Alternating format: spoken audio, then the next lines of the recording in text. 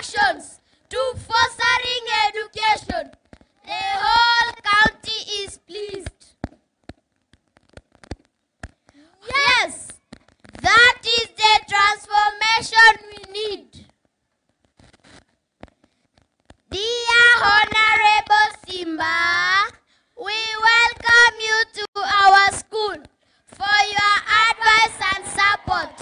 Our lives will be different. We will say, indeed, Simba the Giant, we are done. Kwa heshima, Your Excellency, nikubalia watoto wakusalamie tu, si ni hivyo? Aha. Abana mama huko ni gavana? Manya gavana kwa nini kwa line moja kwa haraka. Tupande kwa line moja. Hao watoto tu wakuje, hao watoto wapande kwa line moja tafadhali, tusonge mbele. Haya, Your Excellency, inayokuja sasa ni shule ambao wanatumia science, kama sijasahau ni hao. Yes. Hao watoto nowadays tunaita differently able person, wanatumia science. DJ tafadhali tusaidie hao watoto wa Treza Academy. Your Excellency, hao watoto wa Mai wanakupenda sana.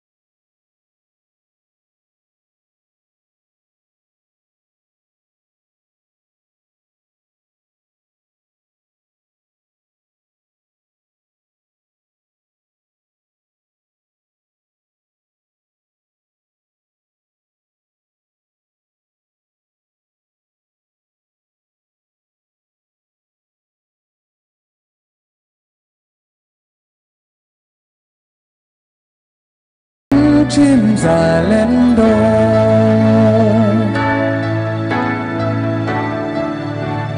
the sign language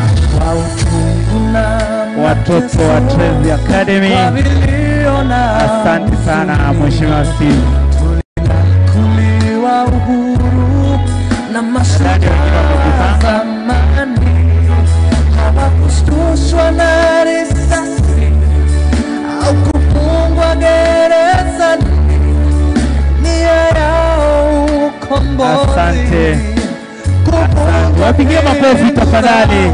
Asante sana. Hao tena tutawapa nafasi baadaye watoto wetu wazuri wa sign language, differently able person. Asante watoto wetu, tunaweza kuketi. Tuondoke tuende tuketi Kisii campus. Kama naona wengine wanajipanga hapo na sijui kama baada ya Kisii campus. Tusimame hapo. Baada ya Kisii campus ni moja moja tafadhali, sio mbili, ni moja moja. Kisii campus. Your Excellency, karibu sana shule yetu ya msingi comprehensive Kisii campus.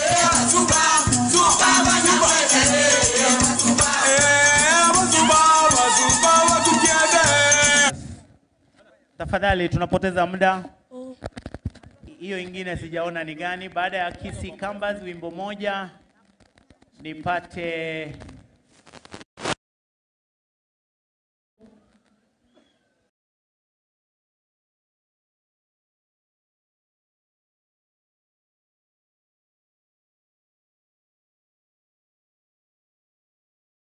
Bobacho wafuatwe na Kisii Comprehensive Primary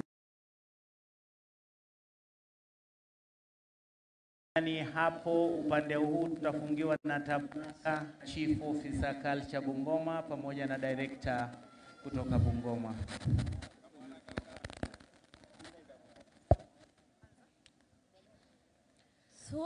Waletile shairi lenye mada Madaraka hoye hoye. Tuanza kwa wananchi, habari zenu, na ndugu Waislamu, sale asifiwe Yesu wenu. Shangwe siku ya leo, heri Madaraka Day.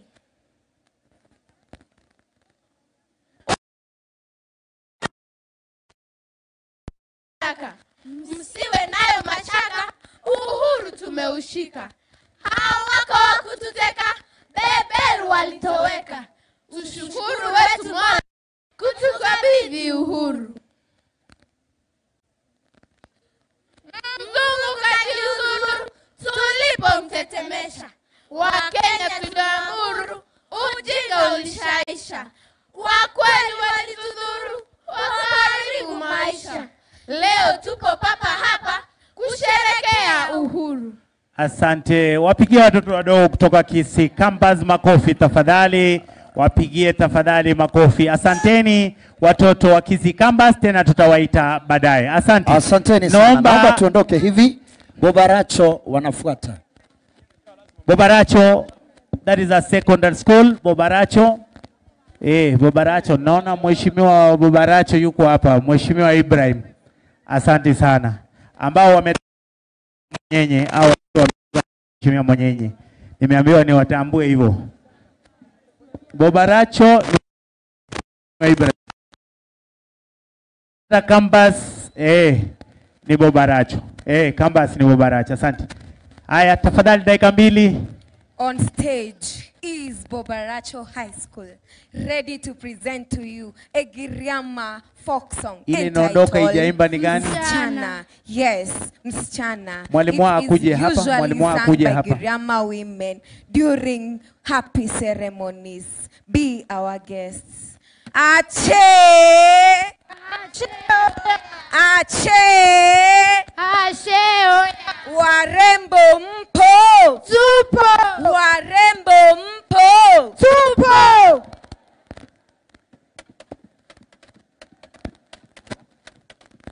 Msichana we ni mlevi wa mwanawe, agola gola richa.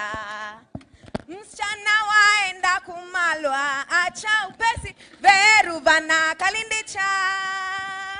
Mrembo wa mshinda we ni mlevi wa mwanawe, agola gola richa. Msichana waenda kumalwa, acha upesi, veru vana kalindicha. Licha libebe kama we kama chozira tira. Licha mbembe. Mrembo wa mshinda gola richa. Msichana waenda kumalwa. Haya, DJ shikilia hapo. DJ. Wasichana wa Bobaracho tulieni hapo. Haya. Bungoma, naomba tusonge nyuma na tuketi chini tafadhali. Wale wengine wote hawaimbi, mnaketi. Wale wanaimba peke yao ndio wanasimama. Bobaracho mtaanza fresh. Haya, wengine tuketi. Wale wa nyuma wamecomplain hawajaona. Si ni hivyo? Maboys. Asante. Wengine wakae. Hata ile kikundi yangu mambo na hiyo kikundi yote muketi. Muketi kidogo ndio mnaonekana. Poleni. Uwanja kama na ametengeneza hiyo ni carpet. Ni safi, hata ukikaa tu nguo iko sawa. Introduction umefanya ni kuanza straight. Aya, twende Bobaracho. Ache! Ache oya. Warembo mpo! Tupo! Arati upo! Tupo! Ache! Ache! Governor upo! Ibrahim upo! Msichana we ni mlevi wa mwanawe, agola gola richa. Msichana waenda kumalwa, acha upesi, veru vana kalindicha. Mrembo wa mshinda we ni mlevi wa mwanawe agola golari.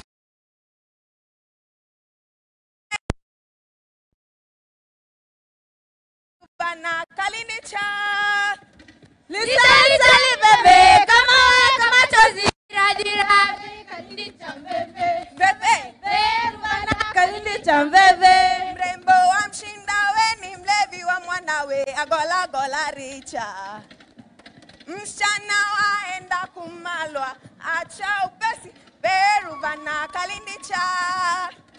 Lisali bebe kama chozi radira kalinicha bebe. Bebe Bana kalinicha bebe. Zaganzama dedena kaliyange. Zaganzama dedena Makofi kaliyange. kwao. Zagamzama dede na kaliange. Zagamzama dede na kaliange. Makofi kwao tafadhali. Shule ya upili ya Bobaracho.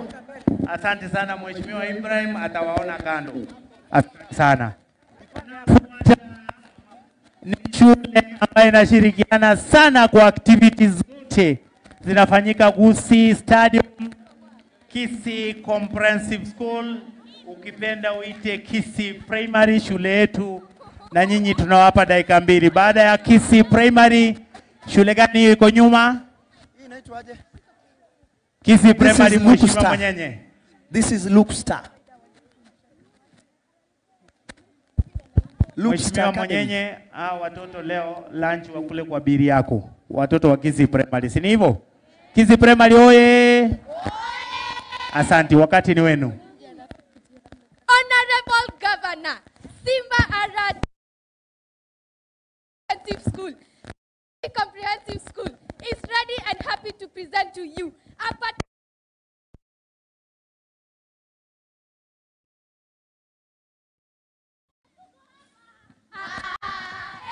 tuko hapa kusherehekea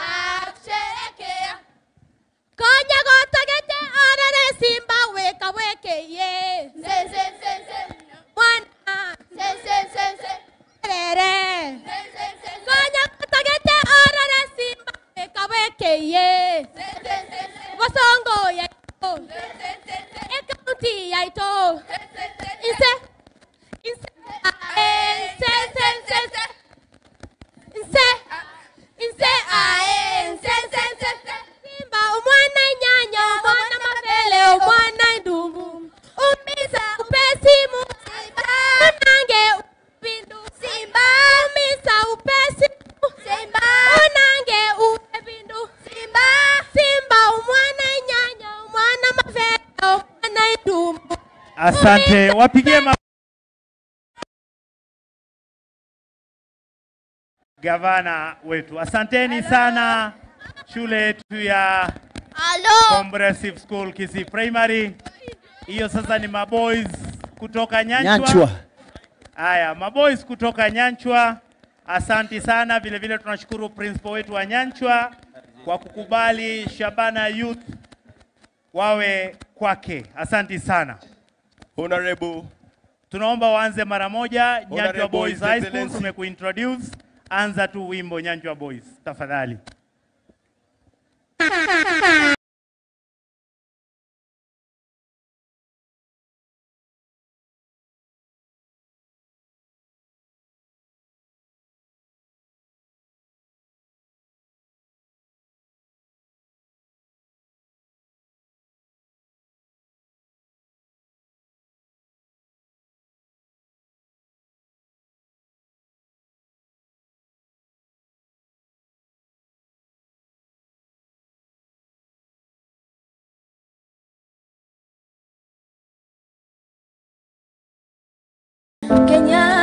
Kenya.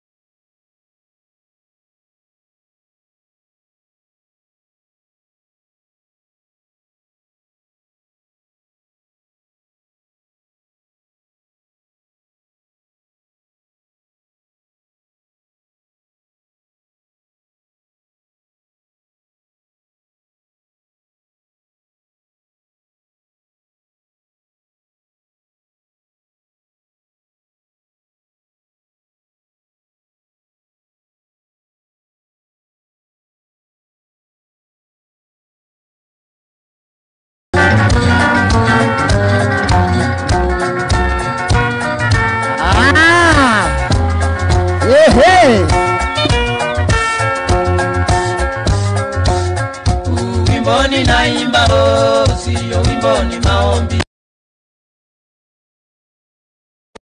Jina la Mwana Roho Mtakatifu, amina. Kwa jina la Baba na la Mwana Roho Mtakatifu, amina. Ewe Kenya nchi yangu, ewe Kenya baba yangu, Kelele shangwe vigelegele tafadhali. Sitakuacha milele.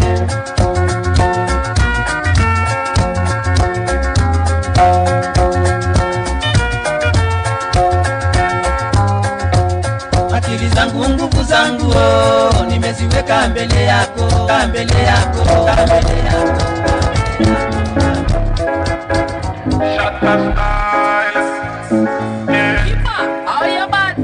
Girl, don't let me tell you two timer. Everybody have to watch how you a whiner. Long time. Every girl a liner. When you back it up, we know say you can wind up.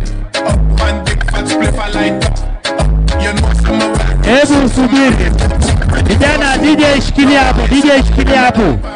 DJ shikilia DJ. Vijana wako sawa. Vijana wako sawa. Wangapi wanasema gavana ateremka acheze nao? Wangapi wanasema gavana ateremke? Your Excellency, sio mimi nimesema. Vijana ndio wamesema uteremka chini. Tafadhali DJ. Haya, ngoja. Ninaomba gavana, naibu gavana na waheshimiwa wachache wenye wameteremuka. Unajua county commissioner yeye hawezi shuka. Mheshimiwa deputy speaker, na kuomba nikuone chini. Mheshimiwa Wejibuka, na kuomba nikuone chini. Teremuka chini. Asante sana. Waziri wa afya, hao watoto hawajakunywa maji. Teremuka chini waziri. Chief officer water, muende chini. Brenda, enda chini. Hiyo ni amen. Haya. DJ tafadhali. Hiyo wimbo nimeambiwa ni amen, ni ya maboys. Nyanchwa oye. Haya DJ, maboys naomba mujipange katikati hao wadosi wote. Ya rero mugati baka monyo ande gari no ngwetera nenje monge kende. Kechia mania body hotel. Jipange hapo. Waheshimiwa mujipange hapo hivyo. Nani mabosi wakae katikati boss. Between tafadhali. In between. Ninaambiwa kwa heshima. Asante sana. Nimemwona county ODM chair ako hapo. Wapi chairman wa county ODM? Tafadhali endo wakilishe machairman kule chini. Bwana Kabosi. We na secretary muende. Secretary ODM enda muwakilishe chama. Secretary ODM enda muwakilishe Daktari Otucho. Tafadhali. Haya tuanze DJ. Secretary ODM enda wewe na chairman muwakilishe wanachama. Tafadhali. Twende DJ. Haya governor tuone vile vijana wanaweka.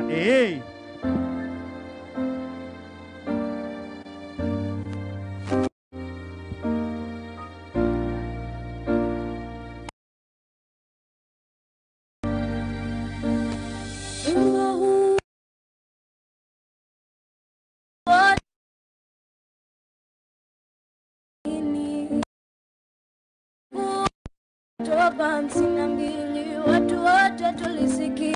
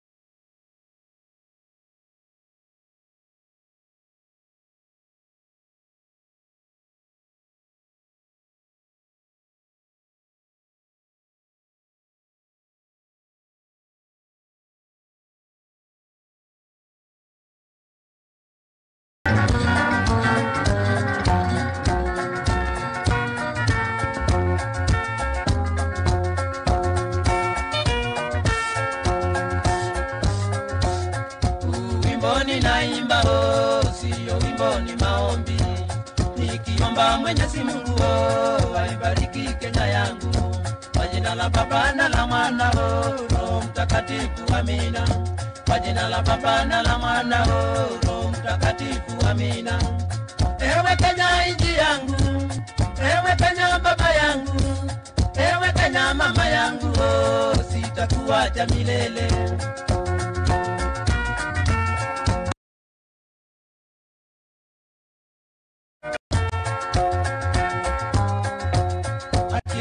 Nguvu zangu nimeziweka mbele yako, mbele yako, mbele yako.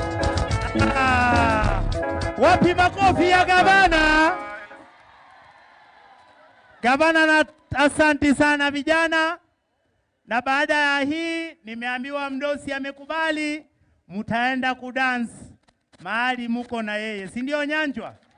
Wapi kelele ya Nyanjwa boy shule yangu? Asante sana Nyanjwa boys. Sasa asante sana Nyanjwa boys. Hey, maboys ni wengi kweli, kikosi mzima hiyo. Hizi kwaya mbili ni gani hizi? Wape dakika moja moja. Acha hiyo tabaka wa... wape dakika moja na dakika moja tumalize hiyo section. Karibu sana. Asante sana waheshimiwa.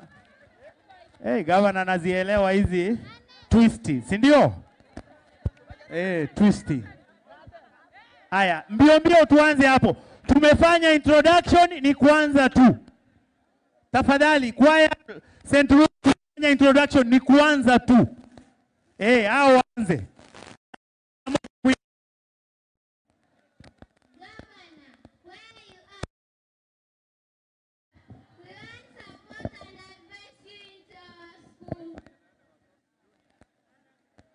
Aya, endelea dada. Amesimama. Leo gavana order zinatoka kwa wanafunzi mingi. Anza kuimba tafadhali muda. Leo twasimama kwa furaha kuu katika milima ya Kisii, tunakumbuka jasho la wazee, damu ya mashujaa iliandika historia ya uhuru wetu. Ng'ombe walilia, ndizi zikachanua, majani ya chai wakati bendera ilipokaa juu katika nyanda za Gusii. Haki na uhuru vilitufika, kwa sauti moja tukasema ndio. Leo tunaendelea ndoto yao kwa elimu, afya na maendeleo. Basi twende mbele kwa mshikamano wa bidii na hekima, tukiwaenzi waliotutangulia na tujenge Kisii ya matumaini. Tosha, sadaka. Asante sana. Wapigie makofi watoto hao. Kisii Campus dakika ni moja. Introduction imefanywa. Tunajua ni Kisii Campus Junior Secondary. Introduction imefanywa, ni kuanza tu. Baada ya hiyo Chantel kako wapi? Chantel Kemunto? Ako wapi Chantel? Alikuwa hapo. Chantel ataingia, alafu shule yetu wasichana tabaka washindi Kenya mzima. Wakati utakuwa ni dakika ni moja.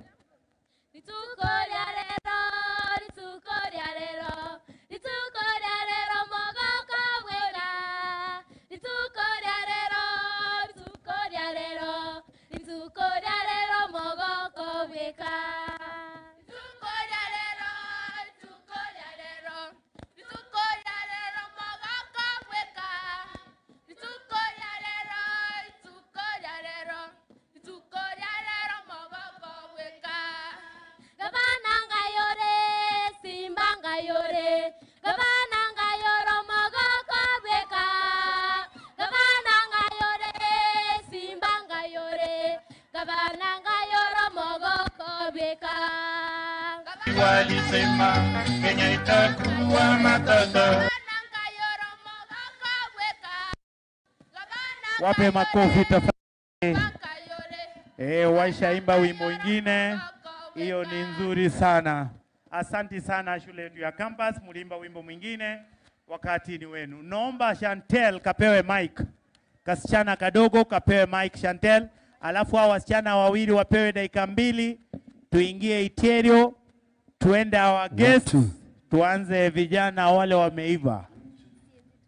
Chantel, wakati ni wako. Abantu bamintombi amore. Abantu bamintombi amore. On a journey as a county, moving and growing together, led by a self-confident, courageous, and focused man. Free like birds in Nyangweta forest, change is finally here.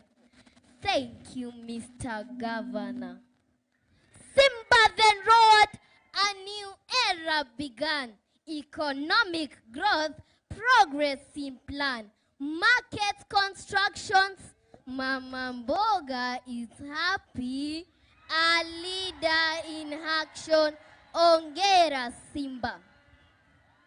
A whistle them blower indeed, stopping corruption and ghost workers, improving healthcare services. Gusii land is in good hands indeed. Thank you, Mr. Governor. Without forgetting his support in education, modern ECD classrooms, bursaries to the needy, a future so bright, reaching new heights. Infrastructure blossom, roads construction is evidence. Increase in revenue collection, our gratitude belongs to you. Makofi tafadhali. Mini MC, huyo mtoto akuje hapa juu, si ndio? Anajua gavana amefanya kazi, si ndio? Naibu speaker, msimame huyo mtoto. DG, huyo mtoto anakuja, anajua kazi imefanyika. Political advisor, si umesikia? Mtoto anaelewa kazi imefanya. Mwache huyo mtoto akuje hapa juu. Chantel, mtoto mdogo, mpige tigenya ndamwaki akero mwana huyo chinkomi. Omano we manyete, Chairman Public Service Board. Omano yumbiare. Kuja hapa mami. Enda kwanza usalamie governor, usalamie DG, kisha ndio utaanza kusalamia wengine. Mtoto mdogo, mpigie makofi tafadhali. Leader of majority. Ile vitu unapitisha, huyu mtoto anazielewa. Si ndio? Makofi tafadhali. Your Excellency, unajua tukikwambia mtoto ni wa nani, tutakwambia tu baadaye. Tutakwambia baadaye mtoto ni wa nani, Your Excellency. Mtoto ni mzuri sana. Salamia ukipita hivi, naona sasa hata fees na shule na school fees imelipwa leo. Mogwa kachi nkobi. Omoiboli wo mwana oyo onyorire fees ya next term. Gosebo no gak. Kina kiyoko nache talent kaba nago teba. Tari boigo. Mogwa kachi nkobi. Ekero ya nyora na oyo go na nyore musuko. Asante sana. Iterio boarding primary acrobatic. Hao vijana unajua sijui wakulangi hao wasichana. Haya wakati ni wenu.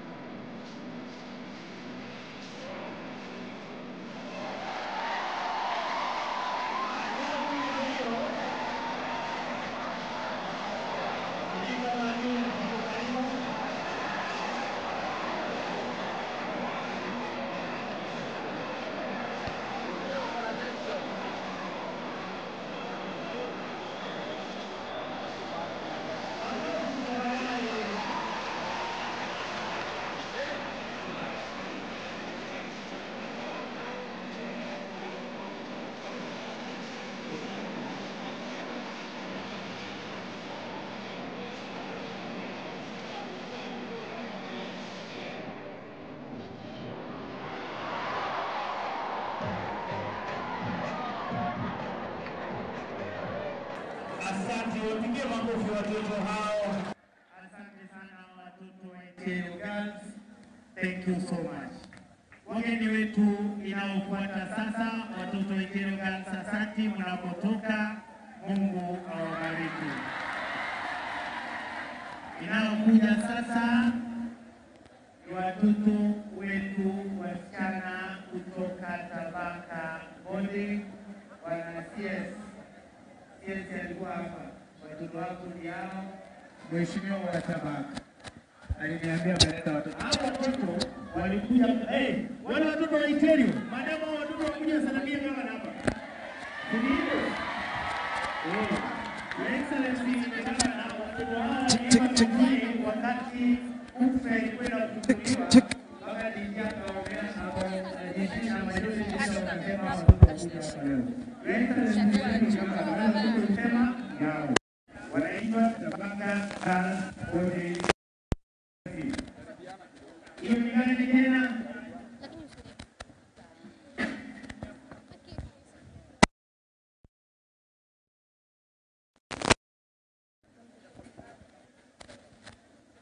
Msichana huyu acrobatic alifanya mpaka international Kenya, akawa number 1. Vile vile wasichana wetu wa Itiero Girls, sasa yuko hapa, pia walikuwa number 1 kuwakilisha kaunti yetu kwa mashindano ya shule za comprehensive, pia hao walikuwa number 1. Asante sana. Wakati ni wenu. From the Golden Hills of Tabaka Girls, academic pigeons descend on this auspicious occasion to you, Your Excellency, humble from grass to grace. The giant of peace you narrate, around you move with no hate. Fly high and high like a kite. Simba Arati the Great, no one can beat. The wings spread in prosperity. Projects speak with integrity. Agriculture, matoke. Infrastructure, mabarabara. ECD classes, bravo! We gather to pile in smile. Simba wa Arati, the icon of emulation. We rise to praise our land, the great symbolic land of Kenya, the great green land, the land full of culture. Tourist center we create, our heritage to embrace, artistic culture we express, and soapstone is our pride.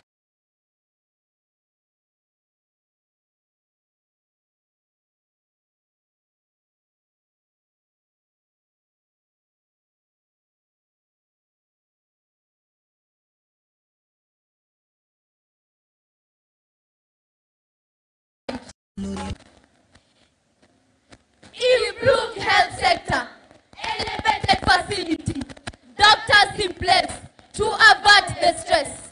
We celebrate in jubilation.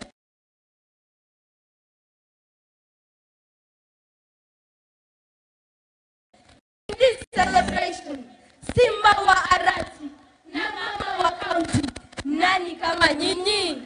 Siese Kanshani.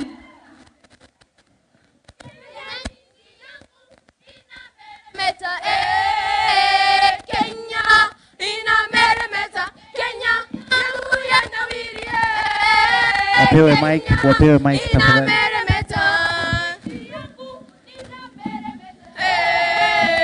Kenya, ina meremeta, Kenya, yangu ya nawiri, Kenya, ina meremeta.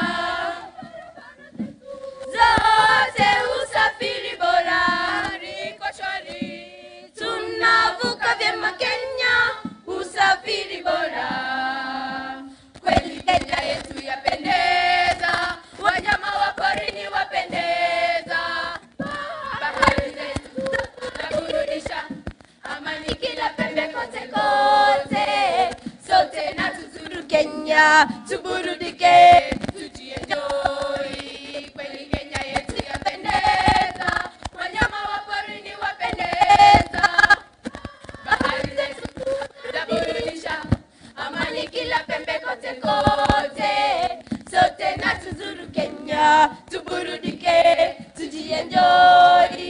Miji ya historia, miji ya tamaduni, mavazi, vyakula bora, kuhakikisha unajinais. Miji ya historia, miji ya tamaduni, mavazi, vyakula bora, kuhakikisha unajinais. Kuna ziwa moto, kaunti ya Baringo, fika pale ujinais. Kuna mlima Kenya, kule Kirinyaga, fika pale ujinais.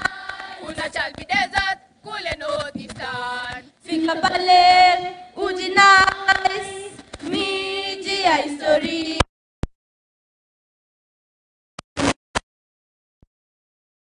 bora, kuhakikisha unajinais. Taifa letu lina meremeta, meremeta. Oh, raha tele. Fika Mombasa pale Fort Jesus, ogelea bahari, hii ni furahia. Mbuga za Nairobi na Masai Mara, wanyama pori, shuhudia mbuga kule Mara. Taifa letu lina meremeta, meremeta. Karibuni wageni, iburudishe raha tele. Pale Fort Jesus, ogelea bahari, ni furahia. Furahia mbuga za Nairobi na Masai Mara, wanyama pori. Asanti, wapigie makofi wasichana wetu.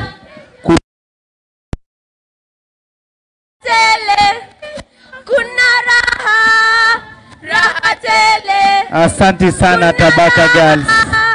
Raha Wapigie tele. makofi tafadhali tena. Tabaka Girls, asante sana. Your Excellency the Governor, Your Excellency the Deputy Governor, County Commissioner, wasichana hawa walipewa nafasi siku moja tu na wamepatikana hapa. Sister, asanti sana. Tabaka Girls, asanti sana. Your Excellency the Governor, Kisii County, mbele yetu sasa ni Bungoma County Choir.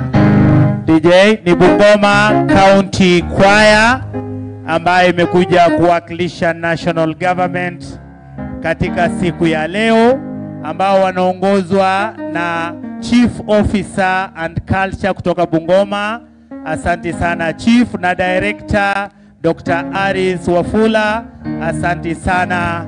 Hawa ni wale tunashindana katika ule upande mwingine wa Kikoska. Sasa waacha tuwapatie nafasi, nadhani wako na wimbo mbili. Bungoma, wakati ni wenu.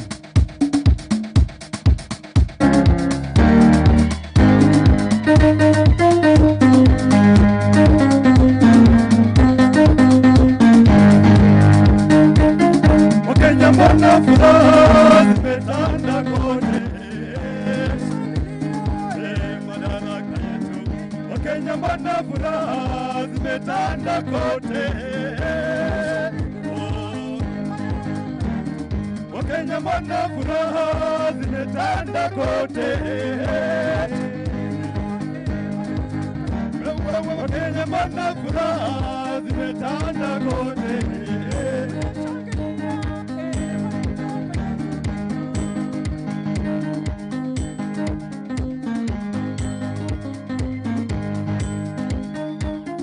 Na kwa vigelegele, kwa shangwe na nderemo, tunawapa heko mashujaa wetu kwa juhudi yenu kumwaga damu kutuletea madaraka.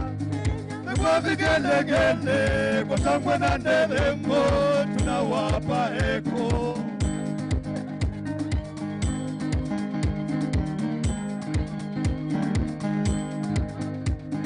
Madaraka sasa ni ya Wakenya. Wakoloni walirudi kwao.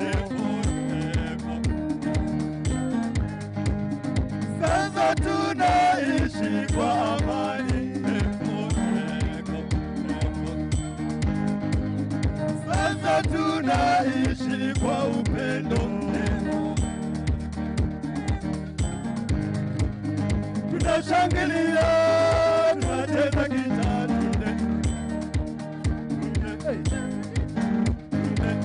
we gonna say, tunashangilia, tunacheza gitaa.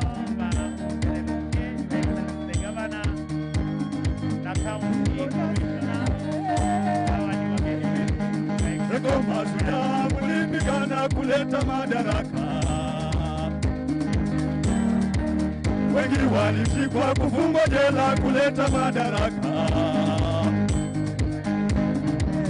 Kwa jasho na damu mlipigana kuleta madaraka. Wakenya ombi letu kuleta madaraka.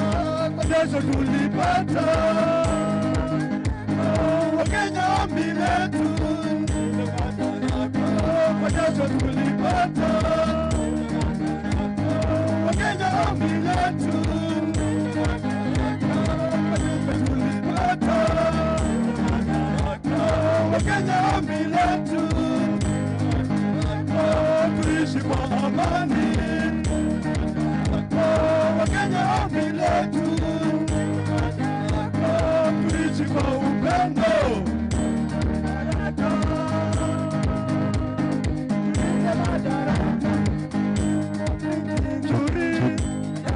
Kenya ni nchi nzuri, Kenya kipenzi daima. Kenya ni nchi nzuri, yapendeza.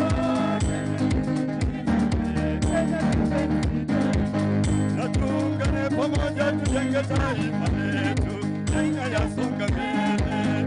Na tuungane pamoja tujenge taifa letu, Kenya yasonga mbele. Na tuungane pamoja tujenge taifa letu, Kenya yasonga mbele. Na tuungane pamoja, pamoja, Kenya yasonga mbele. Kenya inavutia mataifa, Kenya inavutia, Kenya inavutia mataifa, Kenya inavutia.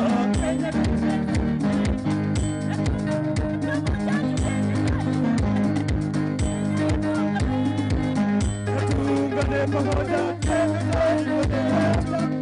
yasonga mbele.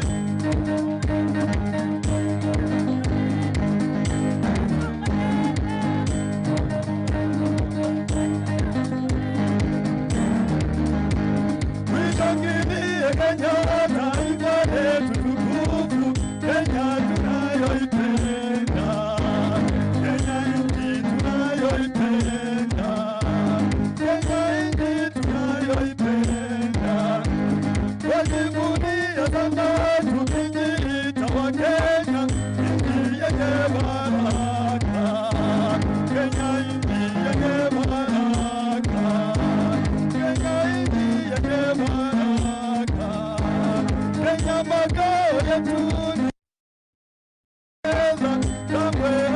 hatutaiacha, kamwe Kenya hatutaiacha,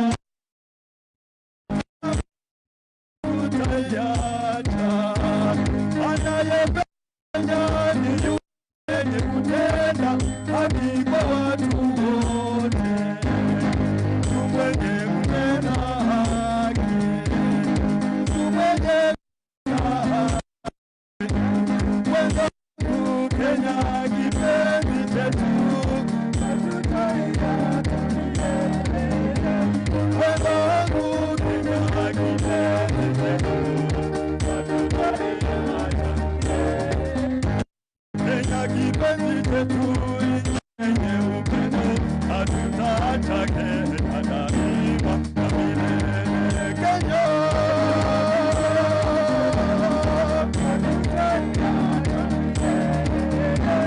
na tumeapa sote wananchi wa Kenya kutumikia Kenya daima na milele. Kenya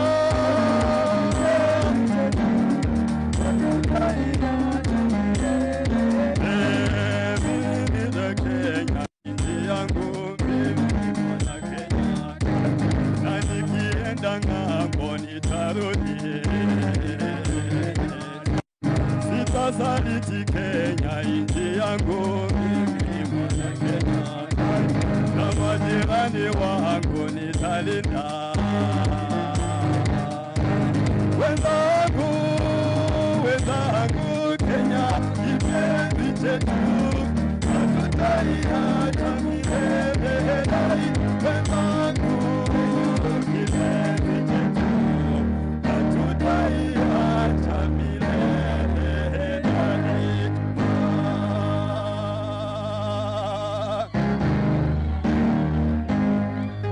Asante sana wageni wetu Bungoma County Government staff. Mwaka jana mulifanya vizuri sana kwa sehemu ya kikosta, lakini tuliwashinda, staff wetu waliwashinda. Kwa hivyo cultural mlitushinda, ile ingine service na sisi tuliwashinda. Asante sana Bungoma, hawa ndio waliwakilisha nchi yetu Uganda kwa upande wa michezo ya kikoska. Bungoma ndio waliwakilisha nchi yetu ya Kenya. Gavana ameamua kusalamia kila mmoja. Asante sana Bungoma County staff. Asante sana. Wengine wetu county staff wetu wako Homa Bay. County wetu walienda Homa Bay. Asante sana Bungoma. Madam Alice ofisa, najua mko na gavana apande, nyinyi mpeane hiyo ya mwisho. Wale ndugu zangu kule juu, najua mmejipanga. Kudus hapo, najua mmejipanga, si ndio? Mnajua hiyo vitu vile naenda. Mnajua hizo vitu vile zinaenda. Asante sana. Bungoma maliza na hiyo ya mwisho gavana anapoingia. Asante, Your Excellency, thank you so much. Tunajivunia Kenya nchi yetu, kweli yapendeza, kweli yavutia.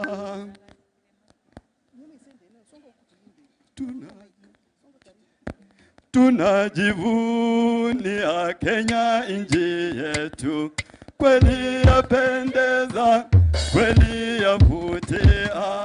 Tunajivunia Kenya nchi yetu, kweli yapendeza, kweli yavutia. Oh Kenya yangu, Kenya yangu,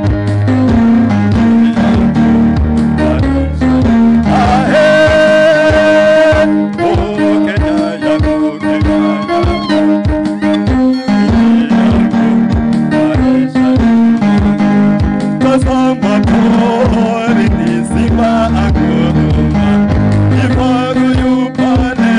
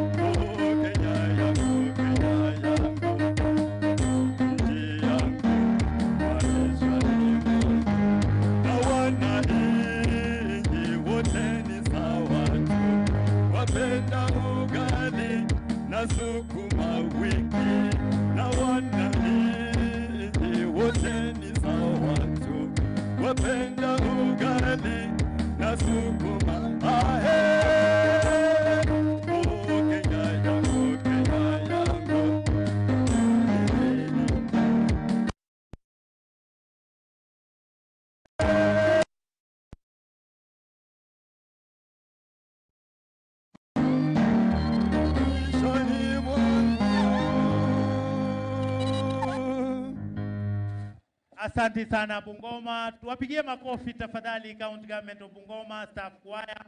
Asante. Sasa tubaki na wale maseniors tafadhali maseniors. Dakika ni moja kwa sababu ya muda. Mnajua hizo vitu vile zinaenda. Si ndio? Mko tayari? DJ.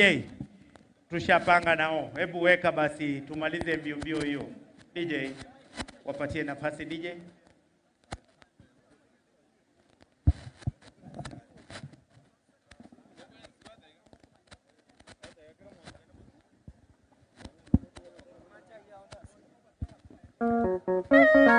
Otis Production.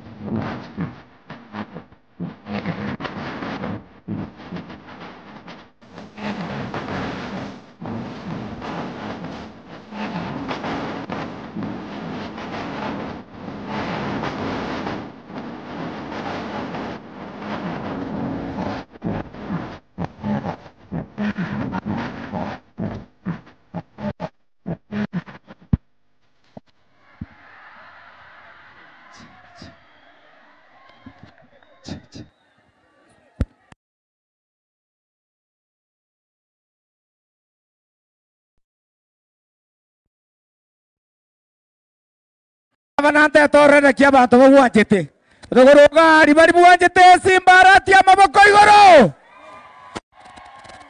bari bwanjete simbarati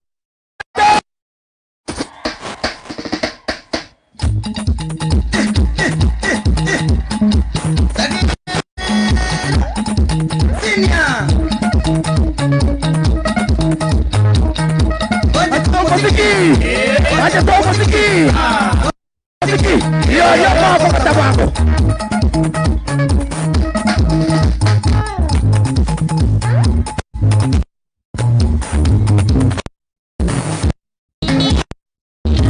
Abang ini bidria tanah saja bijuria simba.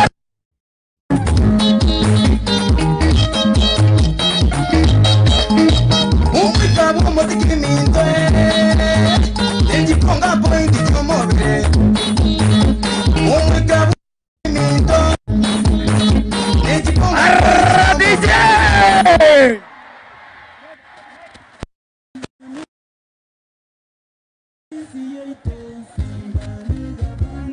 Tuanchete kizi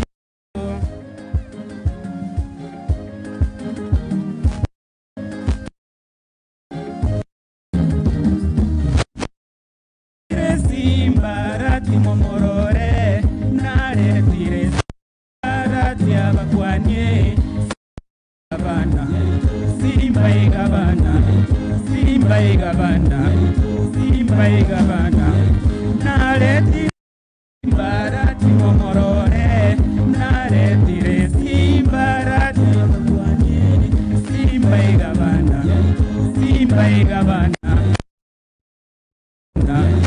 Simba na umura moremu Tuachorete kisi Tabatere boba Mere magokora Diga wacho kere kona Wakonya banto Otairo kire vinyoro Agatira banto Chibasoro sire Chichiro chikanisa Onyenya gitari Amarioko Simbole tire Amachore tire Umolero retire Onyene viwanda Wagachire Emere motorigwe Onyene sukuru Ntobwateri musimba Simba negabana Tuanchete kisi yeito Naretire simba Rati nomorore Naretire simba Rati cia bakwani. Asante sana, asante sana.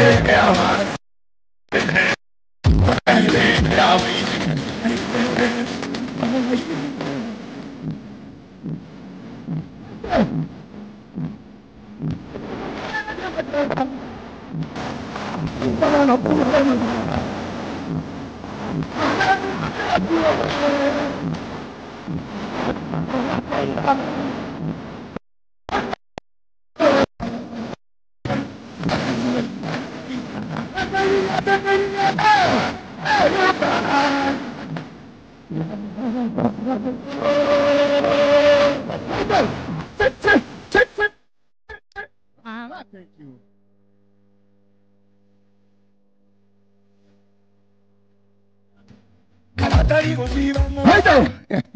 Thank you, my DJ watcher.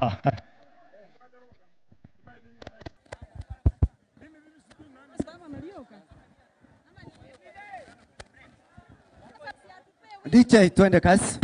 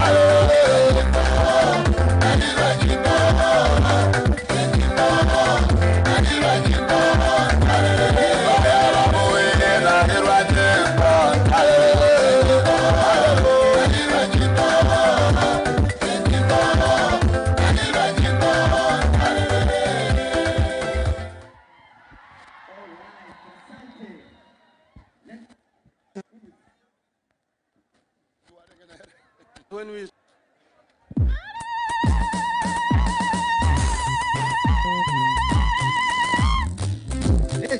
Baito. Abangina ngekeria tumune moya. Ome. Abu minto. Bakungu moyiriate. Dero ba. Dero. Abaga baito.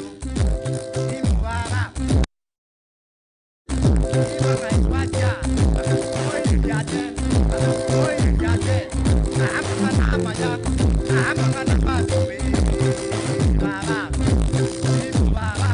Nanya kipenzi chetu, nchi yenye upendo, hatutaacha Kenya daima na milele.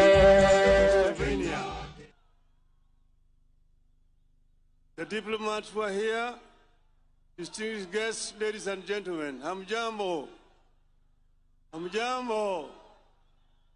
Jothurwa, Umar, Will, Ushiek. It is an honor, Your Excellency, to be allowed to greet these people today. This, as the governor said, is a great day for the Homa Bay County. But more importantly, Your Excellency, it is a testament that devolution works. and Kamwaki if it is empowered. Your Excellency, 62 years ago, the founding fathers of our nation, after a very long struggle for independence, attained internal self-government on this day. And that's the day when Pimas now had a hope that eventually the country was going to be independent. They went on further to coin the Kenyan dream in our national anthem. You'll find it in several stanzas of our national anthem. The first one which says, Lord, bless this land of ours. Justice be our shield and defender. May we dwell in liberty, in peace and liberty, and plenty be found within our borders. That meant that first, they want us to live in peace. And peace is just not the absence of war. Peace means that somebody has also got food to eat. And they say that unity, people should be united without any discrimination on the basis of gender, on the basis of tribe, on the basis of religion, and on the basis of culture. This is what our founding fathers wanted. Your Excellency, at that time, they coined a constitution that had devolution in it, called Majimbo at that time. Over the years, Your Excellency, there were changes. Eventually, when we struggled, we brought back devolution in our constitution. This devolution, Your Excellency, has had several challenges. I want to invite you, Your Excellency, to ensure that devolution works. Empower the devolution. Number one, by giving more resources coming down to the counties. Let the counties have sufficient resources so that they can be able to provide services to the people. And then there are also some services which were not devolved. But, Your Excellency, those services which are not devolved can be delegated. Delegated to be implemented by the county government. But, Your Excellency, I want to plead with you, do not resurrect provincial administration. Provincial administration is a relic of colonialism that has no place today in a free and independent Kenya. We want to see that the governors get sufficient resources to do their work. And then they are also going to be supervised by other institutions. We want also our members of parliament to continue to do their work effectively by representing, legislating, and oversighting the national government, but allow the development to be done by the county government themselves. Your Excellency, if we do this, this country is going to develop at much faster rate. That is why I would like to here today on the National Day appeal to Parliament to implement what we had put in our agreement, that 450 billion shillings be allocated to counties in this coming budget. Finally, Your Excellency, you've had several challenges. We have had a lot of issues. 2 years ago, we were on the streets. And even last year, they were on the streets, the Gen Zs. I saw that during the prayer breakfast recently this week, there was apologies that were being made, the Speaker and yourself, which is wonderful as a first step to reconciliation. But then there's the issue of people who are injured, some people who died during that time. I want to today to say that we should do compensation to families of those who died and those who are injured, so that we can have a closure to this chapter of our national history today. We want Kenyans to live in peace and in unity. Yothurwa. Unenogi wanenoni. Wija maber. Uroko welu. Amiadu wani Yothurwa mondo riure kwa dhi nyime. Wange kumwadwa dhi. Wange kumwae. Wange kumatimunadi. Kumwadhi. Your Excellency, thank you very much. Long live Kenya. Asante.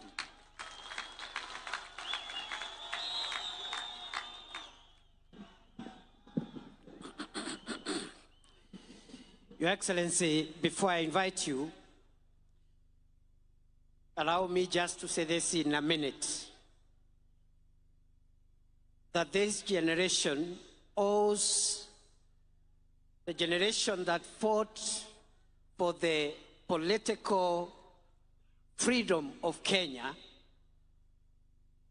the debt of fighting for the economic freedom of our country. As you lead us, Your Excellency, I am satisfied that we are on a course of paying the historical debt of our forefathers who fought for the freedom of Kenyans to govern their own affairs and to rule themselves. We are paying that debt by ensuring we also provide economic freedom to Kenya and its people.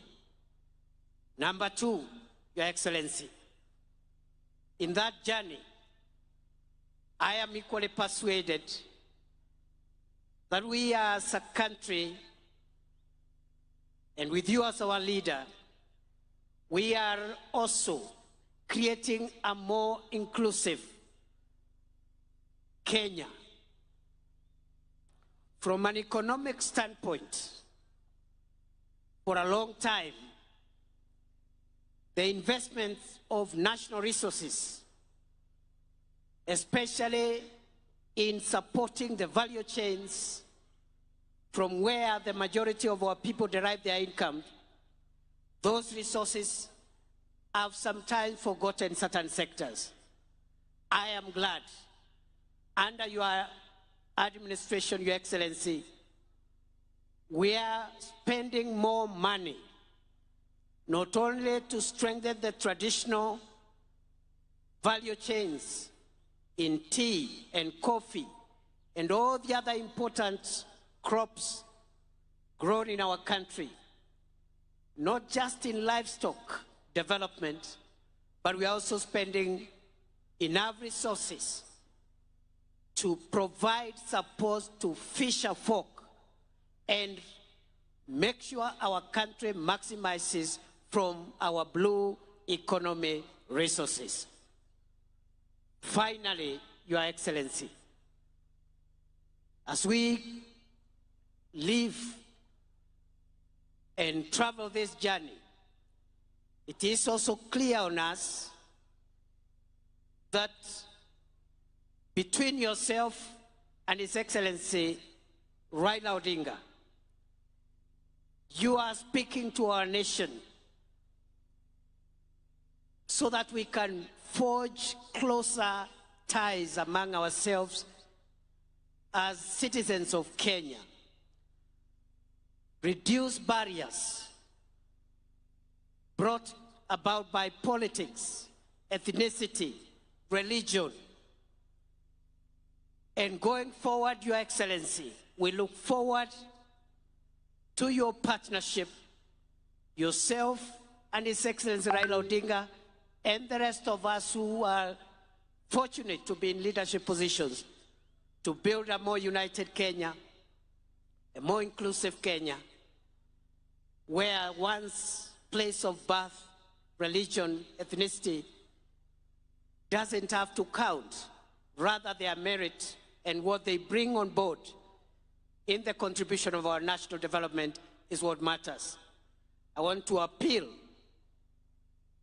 that we also bring on board all generations, so that the younger people, the older people, the children, and even the generations to come, we all find ourselves in that one ecosystem, because we all belong to this country. No generation is superior to the other. The older people have a role to play. The younger people have a role to play. Our children have a role to play. Even the unborn, when they arrive in the world through Kenya, they will have a role to play. Nakushukuru Mheshimiwa Rais, na mimi nataka nikuambie nitaendelea kusaidia vile unajaribu kuunganisha Kenya. Nimshukuru mzee wetu Mheshimiwa Raila Odinga, ambaye ni kiongozi amesukuma siasa ya Kenya kwa muda mrefu, before some of us even arrived in the scene. But he is courageous enough, patient enough, all the time to consider Kenya greater than each one of us. Na kwa hayo mengi, Mheshimiwa Rais, allow me, fellow Kenyans, that we be upstanding as we invite President William Ruto to come and address us. Wapi shangwe na vigelegele jameni? Asanteni sana. Welcome, Mr. President.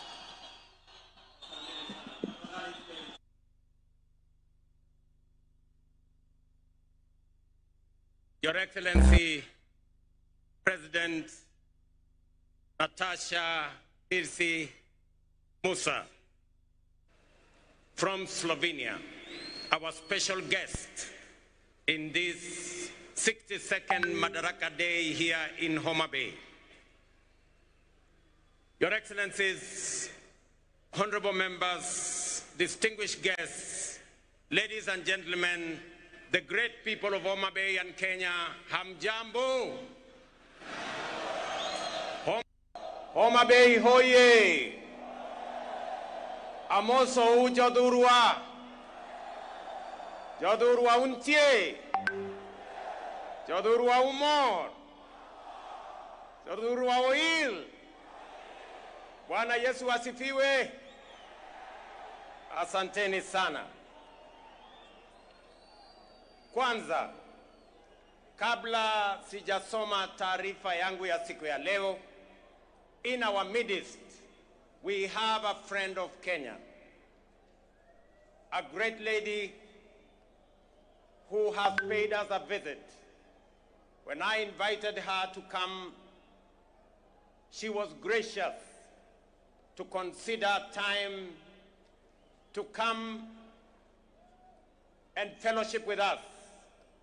And more importantly, she agreed to be a special guest on this Madaraka Day in Homa Bay.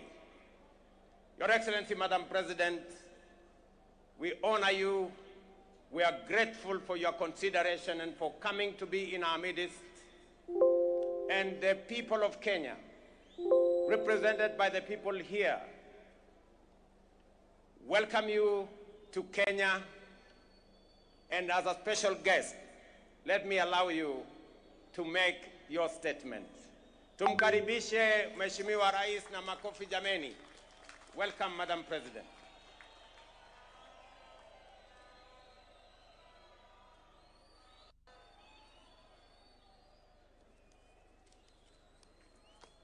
Hello, everybody.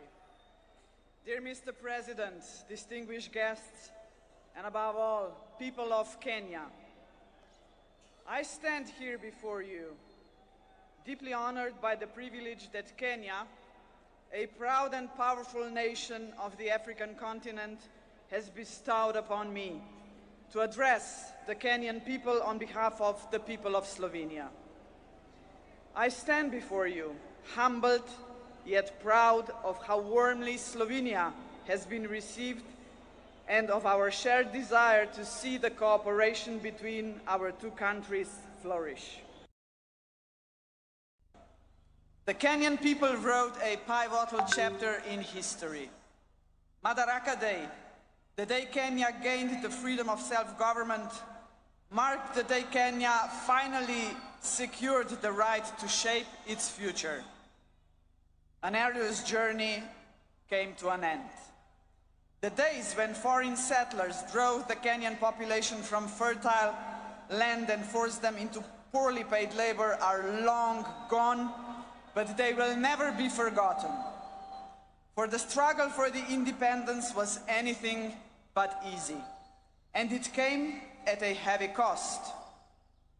Of course, the Kenyan people know only too well that history is not just about facts. It is also about preserving and developing the fundamental values that ensure the survival of a nation. Values that strengthen its identity and, above all, its unity. Jomo Kenyatta, the man who led Kenya to independence, recognized this. He also knew that Kenya's unity alone would not be enough to secure a bright future of Africa. Africa must also unite. A strong Africa, ladies and gentlemen, means a strong Kenya. In this context, we must recall another milestone anniversary. The year 1945 not only marked the end of the Second World War. That year, 80 years ago, the Pan-African Federation was created. The founders of the Federation, including Jomo Kenyatta, sent a clear message to the world. 700 million people living under colonial rule and without rights had had enough. They demanded their place under the sun. One by one, the former colonies became sovereign and independent states, but the idea of African unity never faded, least of all in Kenya.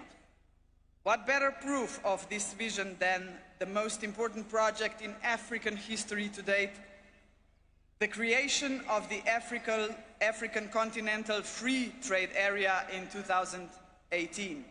Kenya was among the first countries to ratify the founding treaty.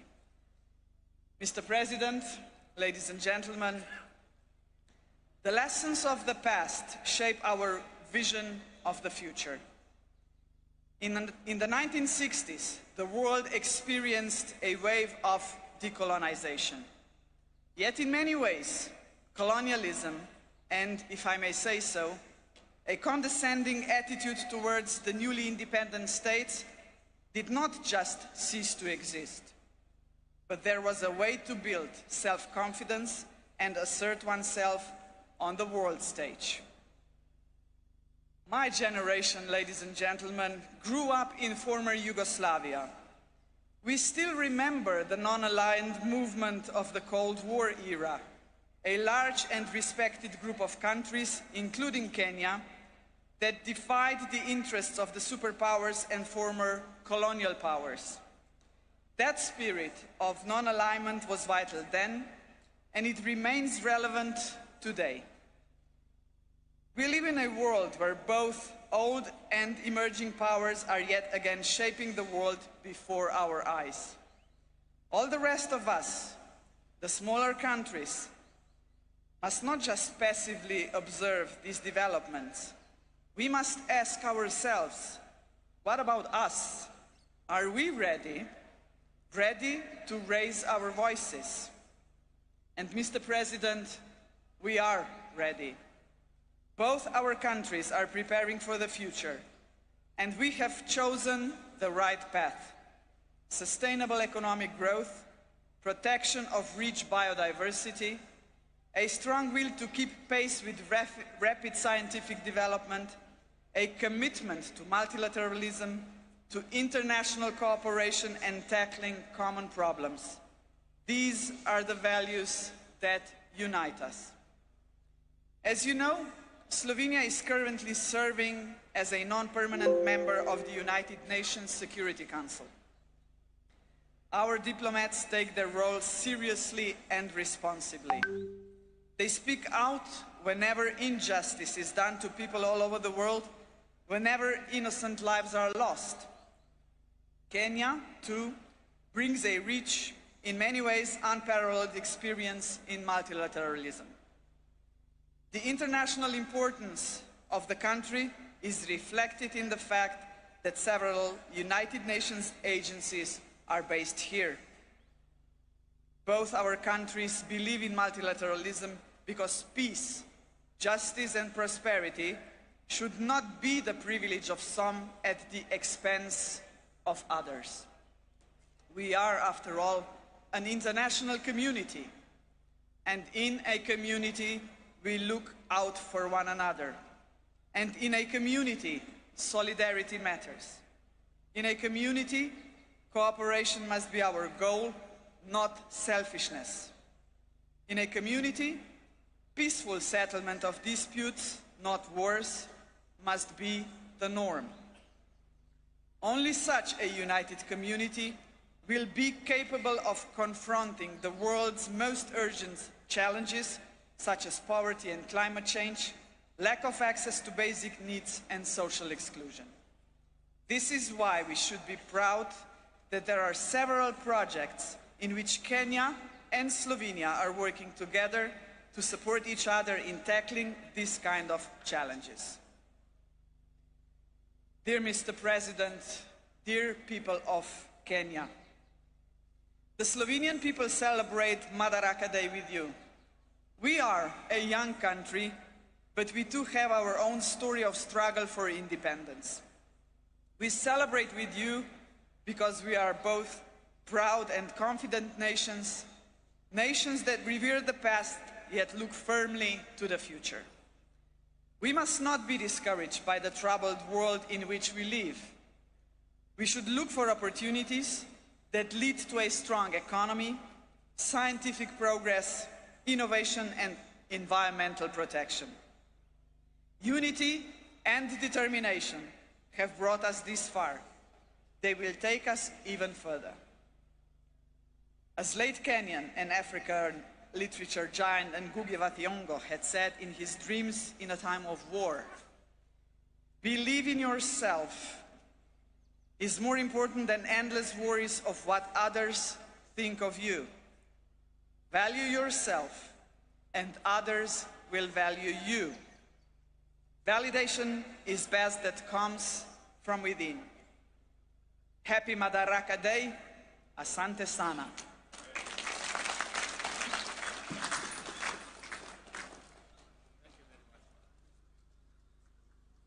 Thank you very much, Madam President.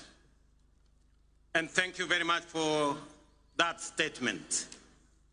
Ladies and gentlemen, it gives me immense joy to be back in this county of limitless potential, Homa Bay. It has been 62 eventful years since we took this historic step towards full independence through our hard work, determination, and self-belief. We have defied odds, surmounted challenges, triumphed over adversity, and emerged as a modern democratic state whose government and economy are energized by the restless ambition of confident citizens.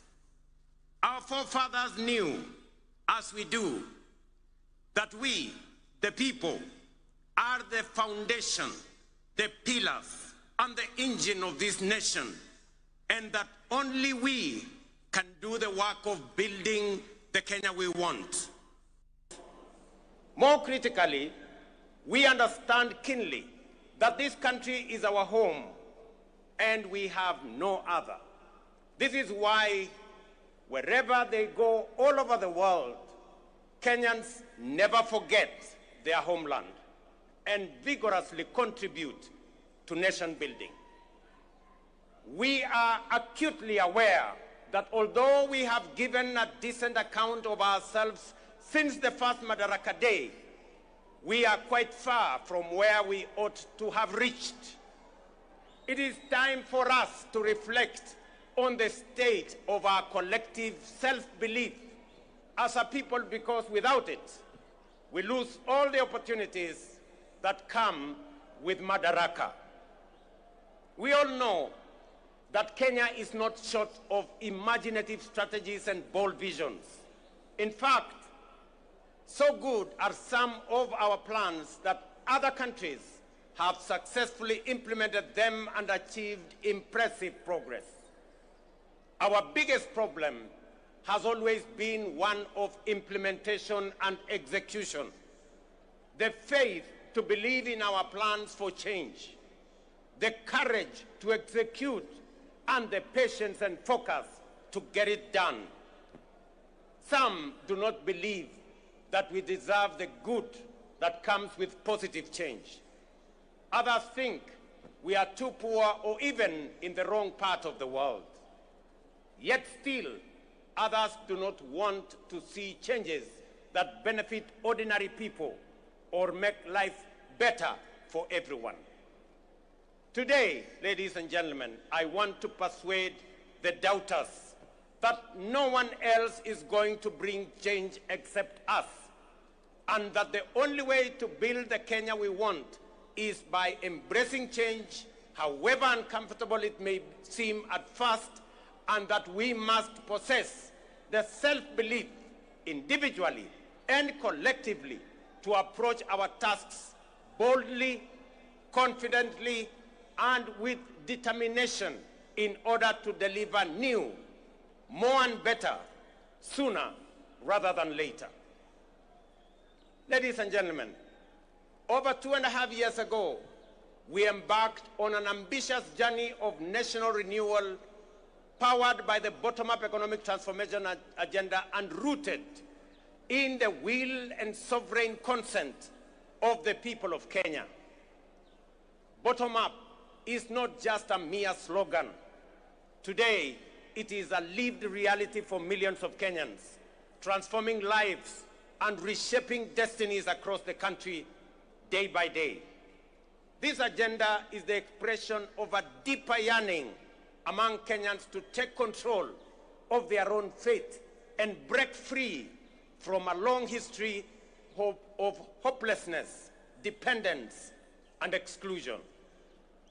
This renewal of our commitment to deliver on the fundamental mandate of Madaraka is inspired by the enduring spirit of self-determination through which we vow to give ourselves not only what was denied us during colonialism, but also what every citizen and every human being deserves.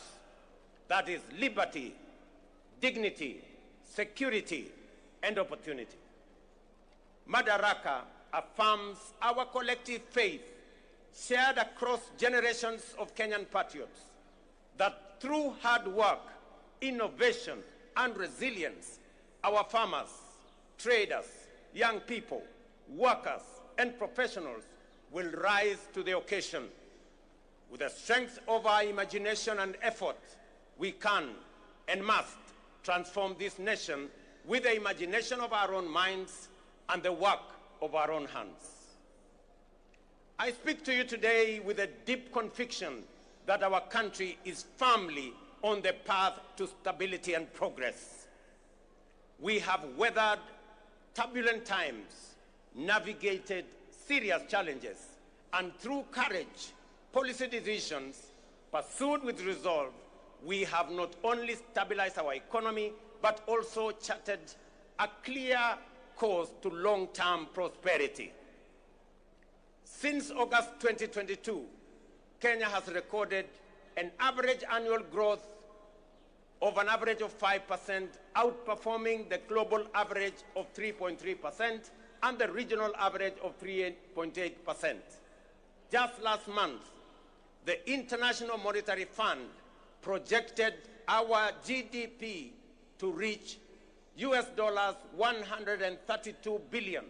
That is 17 trillion Kenya shillings, making us the largest economy in our region and the 6th largest economy in our continent. At the same time, inflation has declined sharply from 9.6% in October 2022 to 3.8% in May this year, well below our target of 5% and bringing welcome relief to households and businesses. This reflects the strength of our economic fundamentals and the impact of our bold reforms. During the same period, the shilling appreciated by nearly 20% against the US dollar, from Kenya shillings 162 to Kenya shillings 129, making it one of the best performing currencies in the world. The central bank rate has decreased from 13 to 10%, lowering the cost of borrowing and spurring private sector activity. Additionally, our foreign exchange reserves now stand at US dollars 10 billion, extending our import cover from 2.5 to 4 months. Ladies and gentlemen, the affordable housing program stands as a powerful symbol of the socio-economic transformation underway across Kenya. Last week, I had the privilege of handing over keys to the first 1,080 social housing units in the new Mukuru estate in Nairobi. As I said then, while it was a life-changing moment for the new homeowners, it was equally one of the most profound and consequential days in my political career to witness how a deliberate government policy can uplift lives, restore dignity, and offer hope to communities that have long lived on the margins of our society. Vulnerable, forgotten, and neglected. It also marked a proud milestone for Kenya and demonstrated that ambitious national programs can be successfully implemented to deliver tangible benefits to ordinary citizens and fundamentally reshape our understanding of meaningful change. To see families move from the hardship of overcrowded slums to the relative comfort of permanent homes, complete with electricity, running water, and clean cooking gas, was a powerful reminder of what pro-people policies can deliver and the great things we can achieve together when we focus our thoughts and energy on possibilities and action rather than obstacles and doubt. A little over 2 years ago, many were skeptical when we said that ordinary Kenyans can begin owning homes through a rent-to-own model using the same amount they pay in rent. Today, that bold promise is being fulfilled. We saw the joy of Cherusha Mudhoni, a mother of 3, grandmother of 4, and second-hand clothes trader from Mukuru kwa Ruben as she stepped into her new home. Here in Homa Bay County, the county of limitless opportunities, just 2 days ago, I had the pleasure of handing over keys to the first occupants of 110 affordable housing units at Boma Yangu Housing Estate right here in Homa Bay. Among the new proud homeowners, some of whom to the law that will allow any contributor to access an affordable home loan of up to 5 million shillings at a single-digit interest rate, applicable towards any housing unit in the market. This facility will also enable contributors to offset existing mortgages, offering greater flexibility in their housing journey and allowing many to significantly ease their home financing costs. These reforms will ensure that every shilling contributed to the housing levy works for the contributor, whether through access to affordable housing, home loans, or mortgage relief. Ladies and gentlemen, word is beginning to get out throughout the nation that SHA is working, by which citizens mean that the transition challenges and teething problems are now behind us, and universal health coverage is now serving Kenyans and leaving no one behind. Since the rollout of Taifa Care in October 2024, 23 million Kenyans have so far registered with the Social Health Authority, a resounding vote of confidence in our reformed healthcare model. We are now recording an average of 50,000 new registrations every day, a clear testament to the fact that Kenyans have embraced a system designed to guarantee access to quality, affordable, and dignified healthcare for all of us. In just 8 months, SHA has disbursed Kenya shillings 43 billion in claims to facilities, with 4.5 million Kenyans having received treatment fully covered by SHA since its inception. For the first time in Kenya's history, under SHA, citizens can access free emergency services in all facilities funded by the government through the Emergency Critical and Chronic Illness Fund. This groundbreaking reform is eliminating the burden of mandatory deposits demanded by hospitals, especially during emergencies. To sustain this momentum, the government has allocated sufficient resources to fully fund primary healthcare services. Every registered Kenyan can now access care in public and SHA-contracted facilities at no cost. Taifa Care is universal in both word and deed. These healthcare services deliver transformation goes beyond the magnitude of numbers or of new beneficiaries to real impact on citizens. SHA is settling payments promptly, ensuring that no Kenyan is turned away due to lack of funds.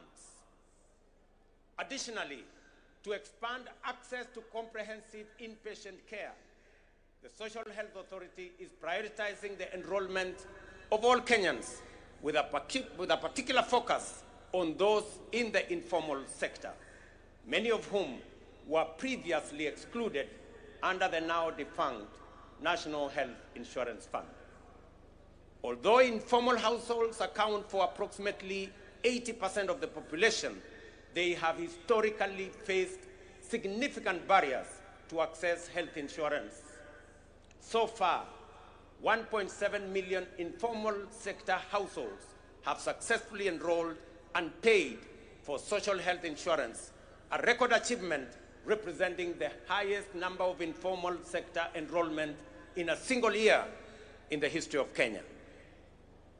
To address persistent challenges such as irregular premiums and other contributions among informal sector workers, we are introducing an innovative and inclusive payment solution called Lipa SHA Pole Pole, or Lipa SHA Mos Mos.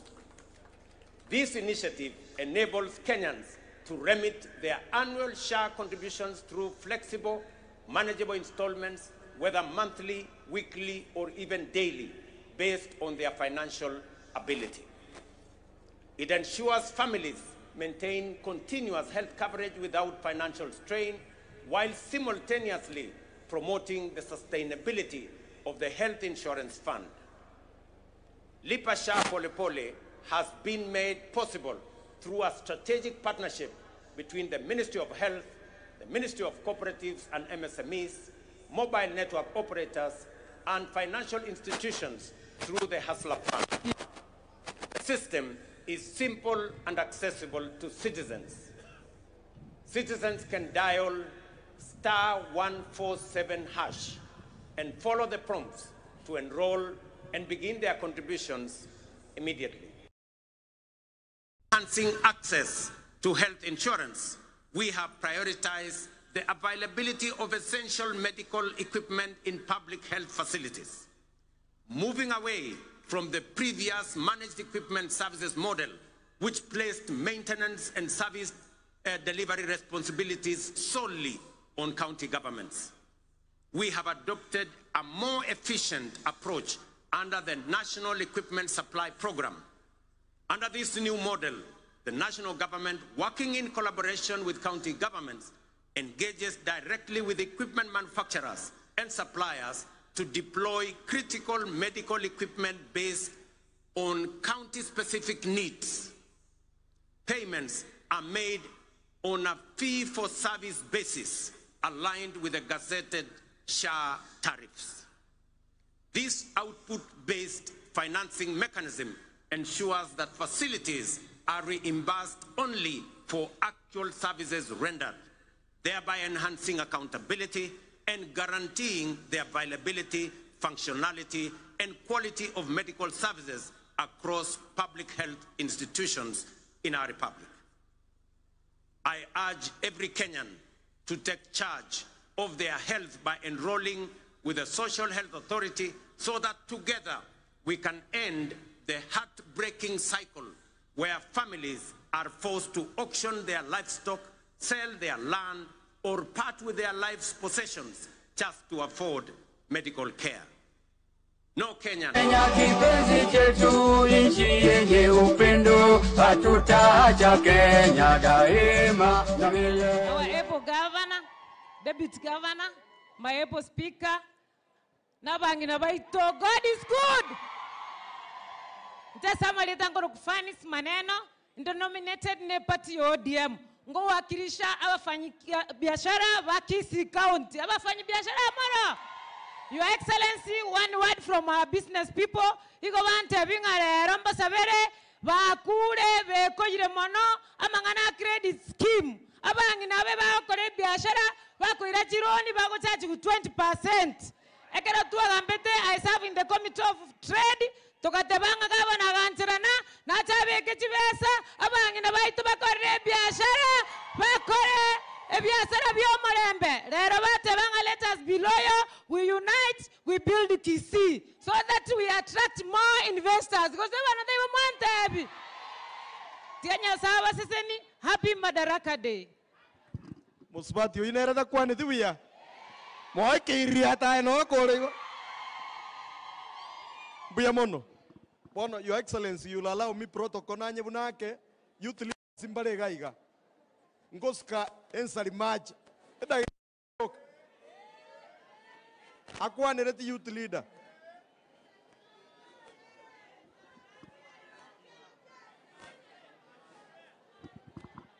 The Excellency Governor, Deputy Governor, County Commander, Protocol, Kumakuan God is good, and all the time.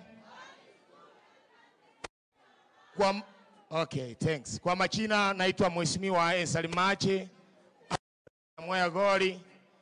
Leo tuko na furaha kwa sababu tumekuja yetu ya stadium nikiwa acting MP Nyaliva Chache kwa sababu hakuna mheshimiwa wa Nyaliva Chache hapa. Nataka kuambia Mheshimiwa Governor ile kazi ambayo anaendelea kupiga, wacha apige na angalie kazi, asiangalie watu wanasema nini.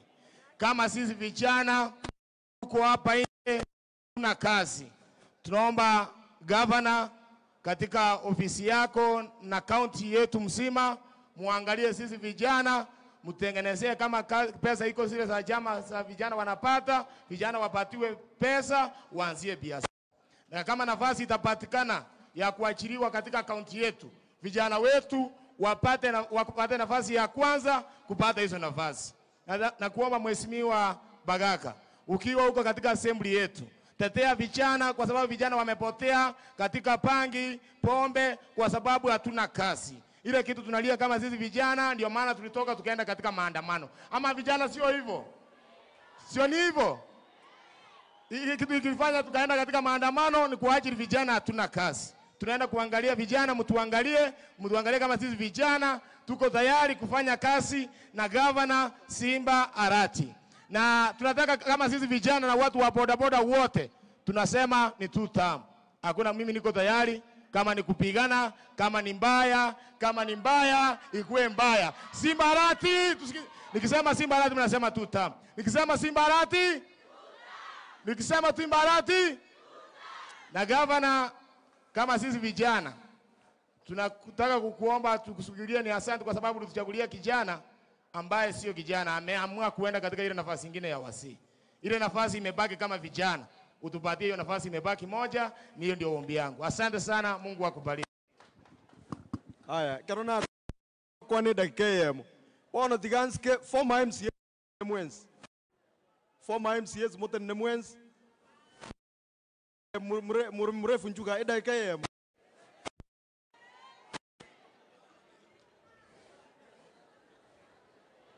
Lakini yo manyo mwenye ne ward nare ga igatinta itiko igusiasa. Abantu bane ba Kisentro bari bari chiye tinkwaniga. Abantu ba Kisentro. Ninataka kuuliza serikali ya National, pesa ya vijana mulipeleka wapi? Ya pili, Gavana Asante umeanza kufanya kazi mzuri katika tauni yetu. Sitaki kusikia mtu akiintabia na kazi ile unafanya. Kwa hivyo hii tauni yetu tunataka ikuwe maritati. Na contract ukipewa kazi maliza haraka. Kama hii barabara tulikuwa tunatengeneza ya Kiss Campus, contract alitoroka. Gavana fuatia hiyo kitu kama ataka abantu baito. Gavana terms. Biamono, bono digamos como chifu ipone umos combate. Kurbonchari Bumurenda.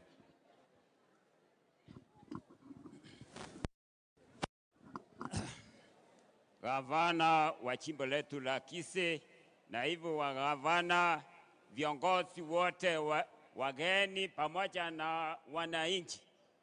Mimi niko na jambo moja tu nataka kusema. Kwanza nataka kumshukuru gavana wetu kwa ile kazi nzuri anafanya, na nataka nimhakikishie kuwa gavana, hii sio kitu ya kuuliza eti utaenda kutafuta kula.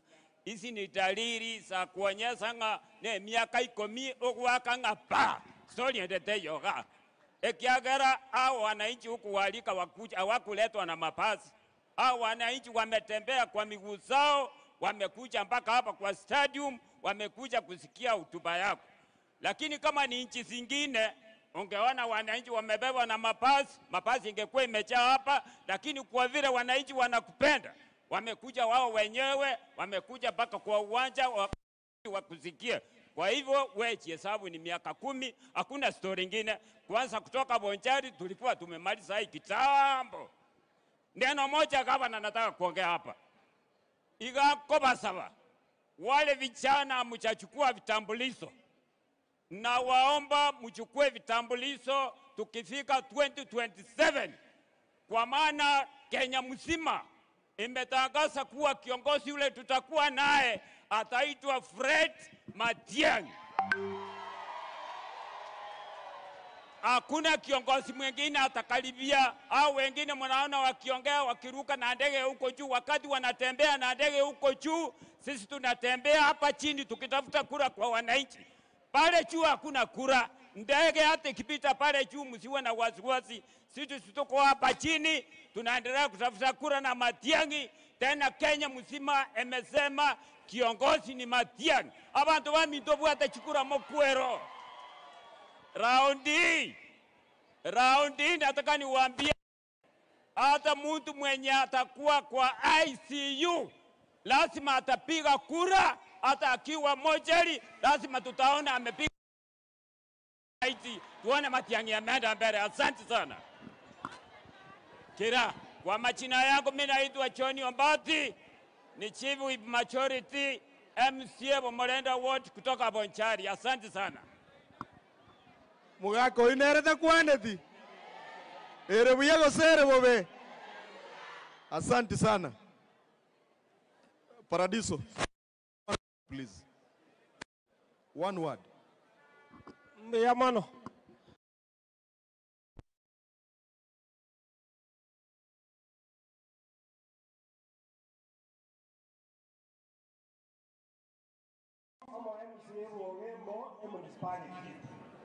Mimi sitaki kusema mambo mengi, maneno ya kusema juu ya Simba Arati kuenda tamu ya pili, hiyo iliisha alipotafuta kura hapa Kisii. Kwa hiyo hatusemi mambo mengine, wewe Simba Arati ni tuta. Ukimaliza hiyo, kama kutakuwa na kitu kingine juu, tutakuunga mkono. Kazi umefanya. Ninataka kusema kwa sababu wamesema kutoka Kisii. Sisi saa hizi Ogembo, you are doing a 150 hospital in Ogembo. Kwa hiyo unafanya maendeleo, Your Excellency. Hata watu wa Ogembo wameanza kusikia maneno ya municipality kwa sababu unatutengenezea barabara. Tumeona hiyo maendeleo, Your Excellency. Ile jambo moja ningependa kusema na county commissioner akiwa hapa ni kwamba, na hata naweza sema hivi, najua serikali hii kuu imezoea kwa abduct watu. Najua hata leo mnaweza kunifunga, lakini nataka kuwaambia jambo moja. Kasonga amekuwa muongo sana. Mwaka moja ambaye imepita, amekuja Ogembo, ametuahidi milioni 200 ya kujenga hospitali. Ni mwaka moja ambayo imeisha, hiyo pesa hakuna. Amefukuza wananchi wa kahawa na mashini yao, ameleta affordable housing. Ameahidi milioni 50. Amesema atajengea hao wananchi hiyo factory ya kahawa. Mwaka moja imeisha, hawana mahali pa kupimia kahawa. Na sisi Ogembo hatuna hospitali kwa sababu amekataa kutujengea. Wacha niwaambie leo, hata wewe Bwana Simba Arati, hata ukiamua kuunga Kasongo mkono, sisi hatutakuwa na wewe, tuko na Batiani kwa sababu huyo mtu ameshindwa kufanya kazi.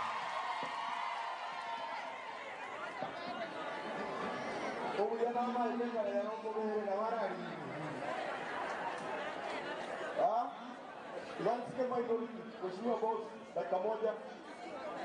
Na wakati mko na siasa na mko na mikono.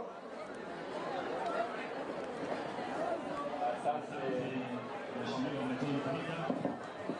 Your Excellency, the Governor of Kisii County, His Excellency Governor Simba Paul Arati, DG, the County Commissioner, Mheshimiwa wenzangu, God is good. Kisii oye! Mimi sitasema mengi because of the spirit of Madaraka Day. This is the day Kenya attained its independence. Sisi wote tunavaa kusherekea kwamba hii ndio siku kuu tulipata uhuru kama nchi yetu. And because of that spirit, ningeomba kiongozi wetu ambaye ni Arati aunganishe watu wote wa Kisii ili tuweze kuongea lugha moja. Na ile kazi yote unaendelea governor, sisi tunakuunga mkono kama wakilishi wa wodi zote za Kisii County. Mungu akubariki na bado tutazidi kufanya kazi pamoja. Asante sana. Asante sana. Leo tuko siku ya Madaraka. Sitaki nikupatie nafasi uanze kuongea siasa tafadhali. Leo tuko Madaraka, tuheshimu hiyo. Alafu ile gari isonge katikati huko ili wananchi wasikize wote tafadhali. Hiyo gari ya muziki isonge huko katikati. Nitamheshimu Deputy Speaker wetu Mheshimiwa Jacobo Bagaka.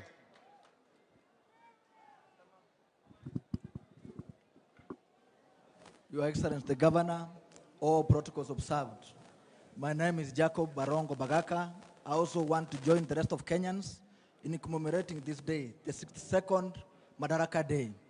Today, 62 years ago, is when our forefathers went to fight to get self-rule, and we attained it in 1963. I want to ask that the national government, when our forefathers went into war, they expected they will have equal distribution of resources. That it will be true, mtu ambaye ako Kisii atapata maendeleo kama yule ako Homa Bay. Haitawezekana ya kwamba rais, wakati kwa tunatafuta kura, Mheshimiwa Raila ambaye ni kiongozi wa area hii, alikuja akatuita watu wa Nyanza.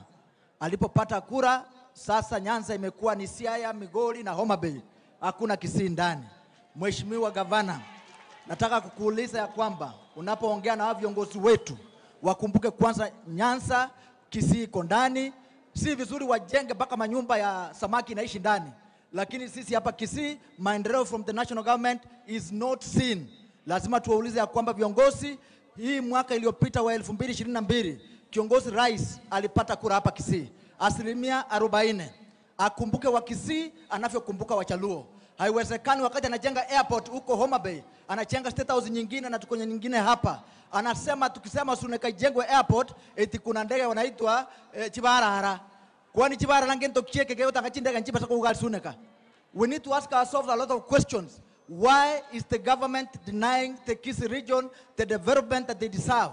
They should be able to know when we get self-rule, it meant that we must have equal development in all regions. Na tunataka kufanya kazi na viongozi ambao wanatutambua. Aso Moiso, Mheshimiwa Paradiso na ate abanga nga Simba Arati tariko support Matiang'i.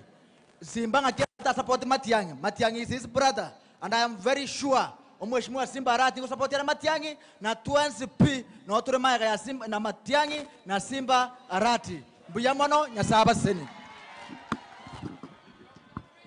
Aya. Aya, asante. Ongo tema kubakanya lakini bako bwatali kondo yaba bube. Boniga ntagete ndiko organize ba MCA bonds. Asemole motenene bali mutarakwana ligere torokane. MCAs wote wetu wa county tafadhali tusimame juu wote. Maria mujielewe ni MCA. Kila mtu tafadhali, you can wave to the crowd. Na msalimie governor.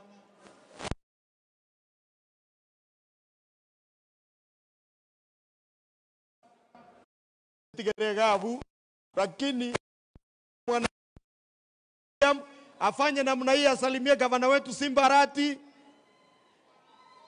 Asante sana. Sasa nitaheshimu Mheshimiwa Speaker uje uendelee na program kutoka hapa. Mheshimiwa Speaker.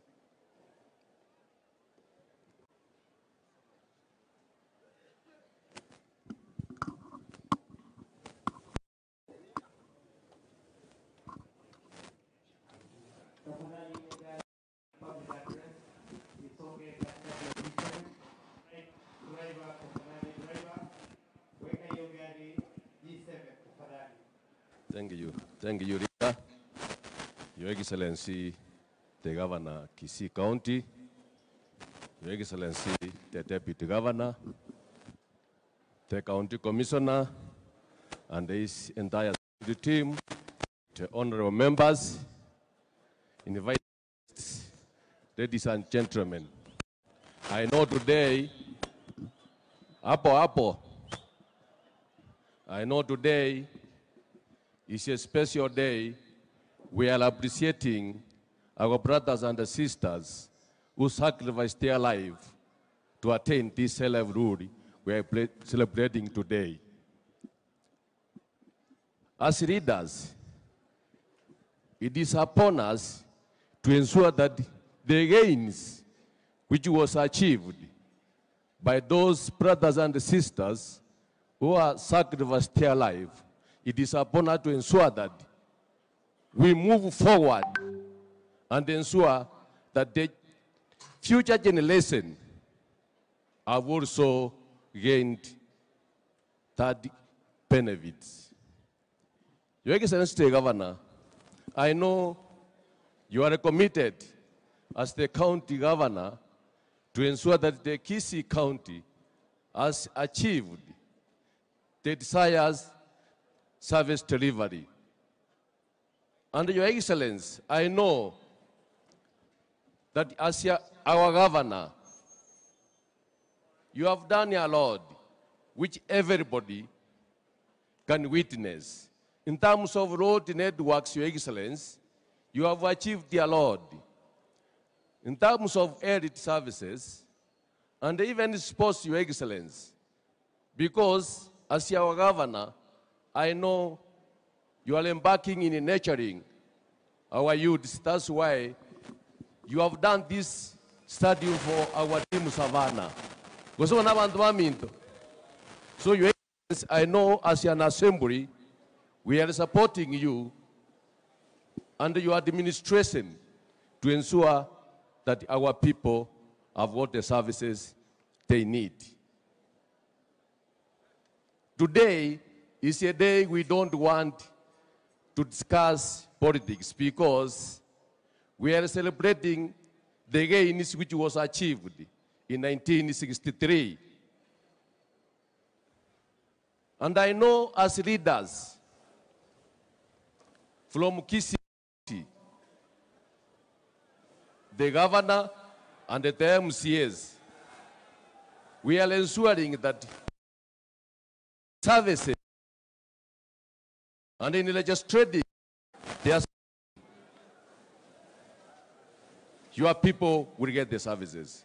At this point, Your Excellency, allow me to invite His Excellency, the Deputy Governor, to give his. Thank you.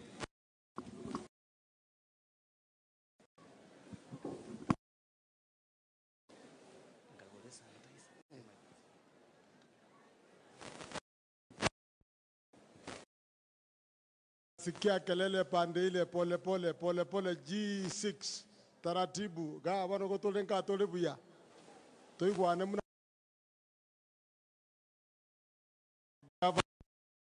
pendwa Paul Simbarati County Commissioner na timu yako kubwa ya vyombo vya usalama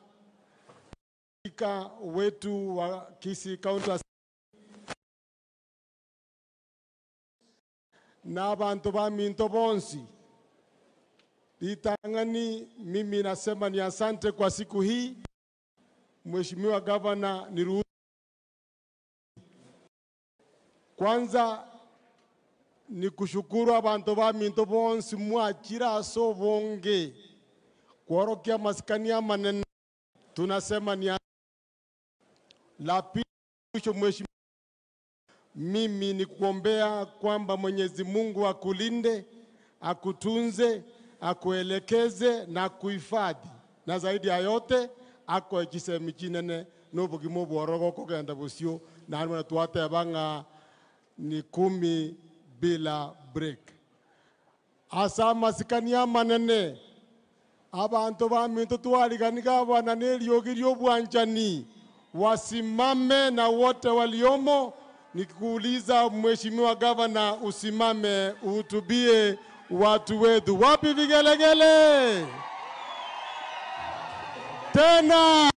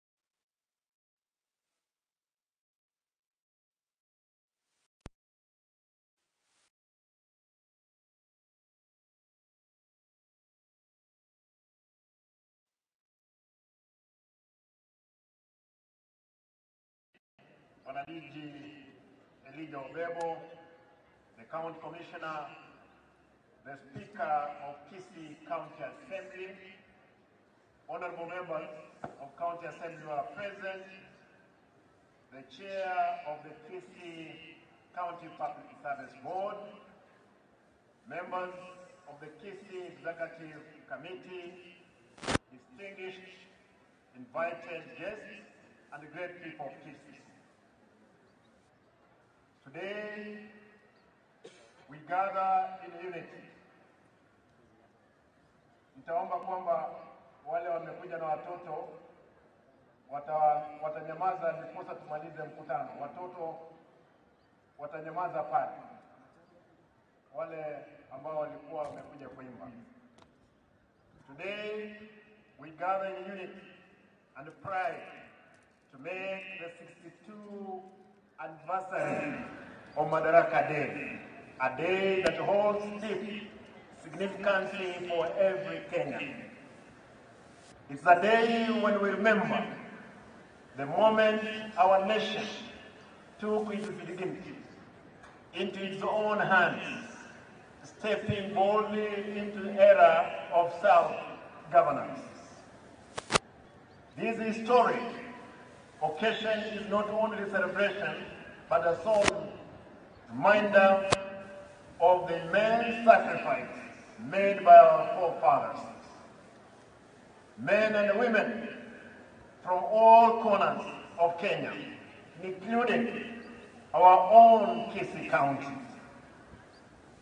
stood firm, fought valiantly, and endured hardships such that we can currently have a country founded on freedom, justice, and hope. Here in Kisii, we pay special tribute to our local heroes and heroines. Otenyo ya Materetere, Ugora Bitenga, Serure Moturi ya Macharara, Ongeri Nyamartenda, Betre Nyagaka, and Mura Niti, among other many others. These gallant individuals played a pivotal role in our liberation struggle. Some gave their lives so that future generations could live in a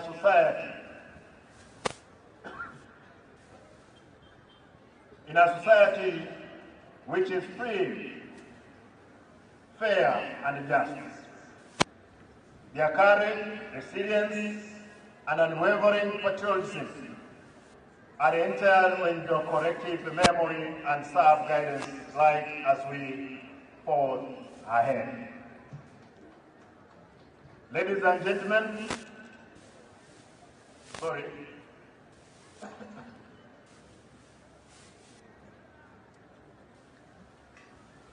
Ladies and gentlemen, as we honor dear leaders, let us also reflect on the journey we have undertaken together since I assumed office as governor. The story of Kisii is one of progress, resilience, and shared ambition. Today, I wish to highlight the strides we have made across various sectors as well as the challenges we continue to face and our vision for the future. In administration and delivery, service delivery, effective governance is the cornerstone of development. Recognizing this, my administration is constructing a modern headquarters complex. This facility will centralize all executive offices, including those of county executive committee members, chief officers, and the legal department. By bringing these officers under one roof, we are not only improving efficiency, but also enhancing accessibility for our citizens. The new headquarters will foster an open office policy, promoting transparency and accountability, and significantly reducing opportunities for corruption, especially in the issuance of permits and approvals. In addition, we are completing and operationalizing sub-county administration offices in all 9 sub-counties. These offices will serve as available closer to the people. Our vision is to cascade the model down the ward level so that every resident, regardless of location, can access governance services with ease and dignity. The health, and I want to say this, the health of our people and well-being remain a top priority. I extend my deepest appreciation to all health professionals and support staff who work tirelessly to serve our community. We are in the final stages of completing Mother and Child Hospital MCH wing at the Kisii Hospital. Once operational, this facility will provide specialized care to expectant mothers, newborns, and children under 5. It will offer comprehensive prenatal and postnatal fertility services under one roof, significantly reducing maternal death to our infants who are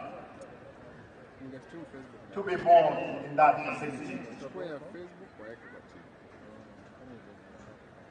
To further improve service delivery, we have digitized the hospital system, which has eliminated privileges, increased revenue collection, and enabled the facility to become self-sufficient.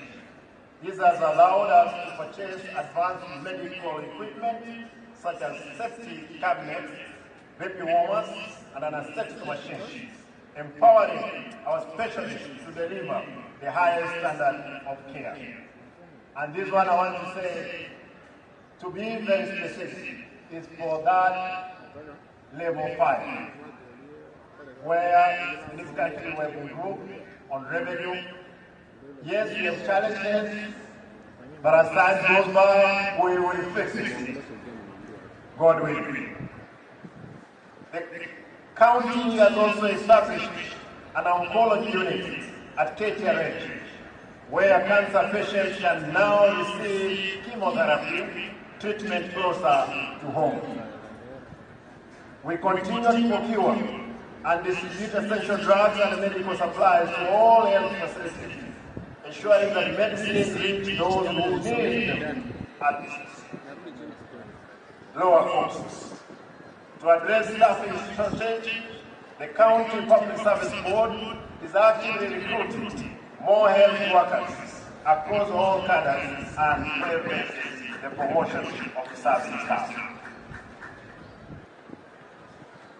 My people, on issues of water and sanitation, access to water, or clean and safe water, is fundamental to public health and economic development.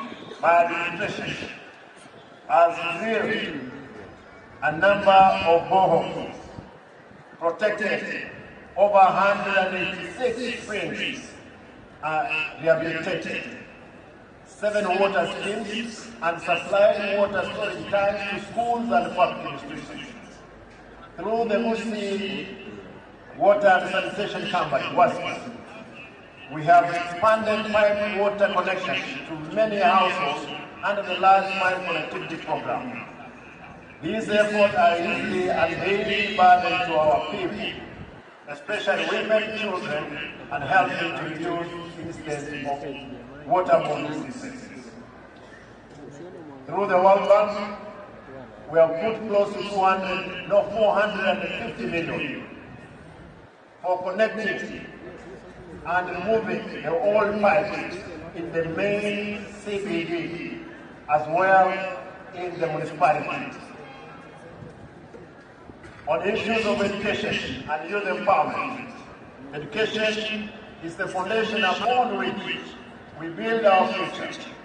The county has structured and upgraded numerous early childhood development, ECD centers and vocational training, VTCs, across most sub-counties and wards. Some of these projects are complete. You heard Mheshimiwa Mwenyeji saying that in his ward, there are around 10. My brother, hopefully next week, I'll be walking through your ward to see and operationalize all those ECD classes. We will employ ECD teachers on permanent and fashionable stamps, providing them with the security and motivation to nurture our children. We recognize the importance of empowering our youth beyond classrooms through our Ajiri Center. We are equipping young people with practical skills in Information and Communication Technology, ICT, preparing them for job market. Job market and entrepreneurship. These centers, established in partnership with organizations such as Kenya Commercial Bank and Stanbic, are operational in several sub-counties with plans to expand to all 45 wards. On roads and infrastructure, a robust road network is vital for economic growth and social integration. My administration pledged to make Kisii a road accessible and reliable, and we have made significant progress. Today, we have constructed and maintained over 721 kilometers of all-weather roads across 9 sub-counties. In 2023-2024 year, we completed 165 roads, totaling to 435.81 kilometers. And in the year 2024-2025, we have completed 139 roads, covering 286.03 kilometers. Despite challenges such as weather-related damages, we are committed to regular maintenance and further expansion. We urge the national government, it's important for me to mention this. We want to urge the national government to allocate more resources for the maintenance and upgrading of roads under Kenya Urban Roads, KURA and KERA, and many other agencies for public. You see those roads which are maintained by KURA, KERA, they are in bad state. We want to urge you that talk to those people. They maintain the road. The road like the one from Nyingwa all the way to Ikeri is in bad state and is a KERA road. Kenya, I'm happy Kenya did a good job. The one is Banya Kisii. Hopefully that going forward, we'll be able to get resources. We take this road all the way to Kijauli. Ladies and gentlemen, on the issue of trade and market, vibrant markets are livelihood for our local economy. My administration has completed and opened new markets, such as those in Wagena and Marandi, which include vegetable cultivation and market access. To support our farmers, we have installed cold storage facilities that extend the shelf life of produce and facility value addition for both local and international markets in those two major markets. Again, we have done market shapes and we are ongoing to make more in every ward.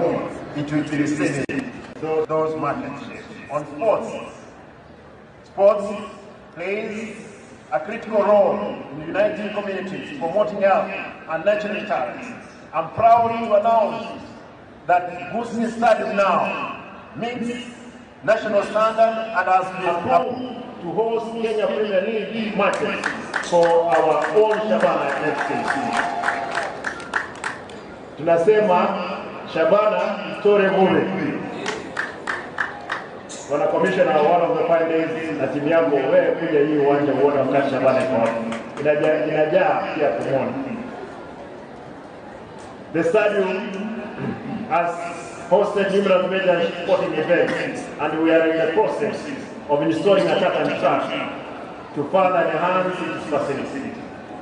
When we're going into the new financial year, I've committed some money to do a tap and track and on facelifting of this stadium. And I want to promise I'm doing more other stadiums across the country. On agriculture,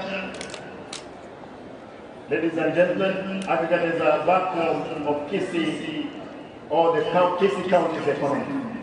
Our favorite climate supports wide range of crops and livestock. We have distributed over 200 Harsha shadow seedlings to farmers, introducing a retail cash crop with a year-round. Coffee farmers have benefited from strengthening cooperatives and improved access to international markets, resulting in a higher return. Our tea industry continues to thrive with 7 active factories and over 91,000 registered farmers. In 2023, tea farmers earned 2.6 million Kenya shillings.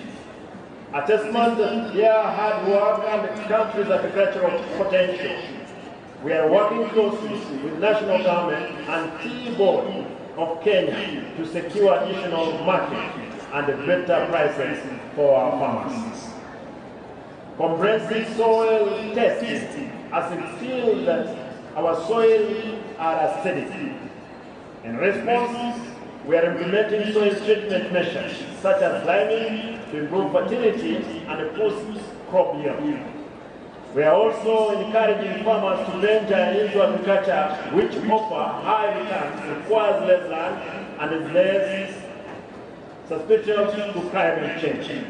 Our fisheries department is supporting this initiative by distributing free fish kits and providing technical guidance. Through partnership, the National Agriculture Value Chain Development Project, NAPCDD, and the World Bank, we are issuing loans to farmer groups to support value addition and make access in priority areas. Chains such as dairy, poultry, banana, avocado, and coffee. I urge more farmers to form groups and make advantage of these opportunities. And I want just to indicate here that God willing, in the new financial year, because of the bursary issues which has a problem with the control of budget, with our members of parliament, we may relook into turning around that basket into empowering our people, our farmers, especially the women in our villages. On issues of land, housing, and urban, land management and urban planning are essential for sustainable development. With support from the Food and Agricultural Organization, FAO, we have established a fully equipped Geographic Information System, what we call GIS lab, to digitize land record. And I want to repeat, we are going to earn more, we are going to correct more on the issues of revenue from land rates after it has been operationalized. We are preparing to issue, this is important for our people here to note, that we are preparing to issue lease certificates or title deeds to approximately 1,100 informal settlers in Darajambili and the Marani market, providing them with of over 10 years, our 10-year spatial plan will guide budget and resource allocation, promote optimal use of natural resources, and ensure coordinated development across the county. Major infrastructure upgrade and underway in Kisii and Ogembo municipality, including roadworks, curb road paving, and improved waste management. We are in the final stages of establishing material recovery facility at Agricultural Training Center, that ATC, which will enhance recycling, reduce pollution, and improve soil waste management. In conclusion, as we celebrate Madaraka Day, let us recommit ourselves to ideals of a self-nation, unity, and service. Our progress is a collective effort, and our future depends on our continued dedication and collaboration. Together, we can build Kisii County to honor its past, embrace the present and look confidently to the future. Before I make my last remarks, let me say this in Ekegusi. Abantu wa mintu na kwa nebi nte ngegaiga. Montegeret. Monyuete.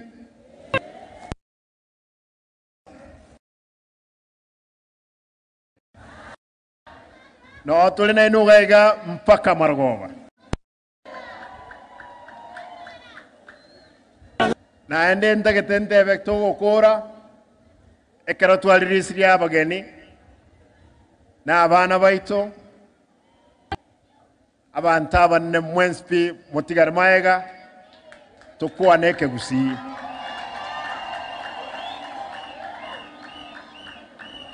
Abaraya bange bakwanire gaiga mangana mange inta etende benga inche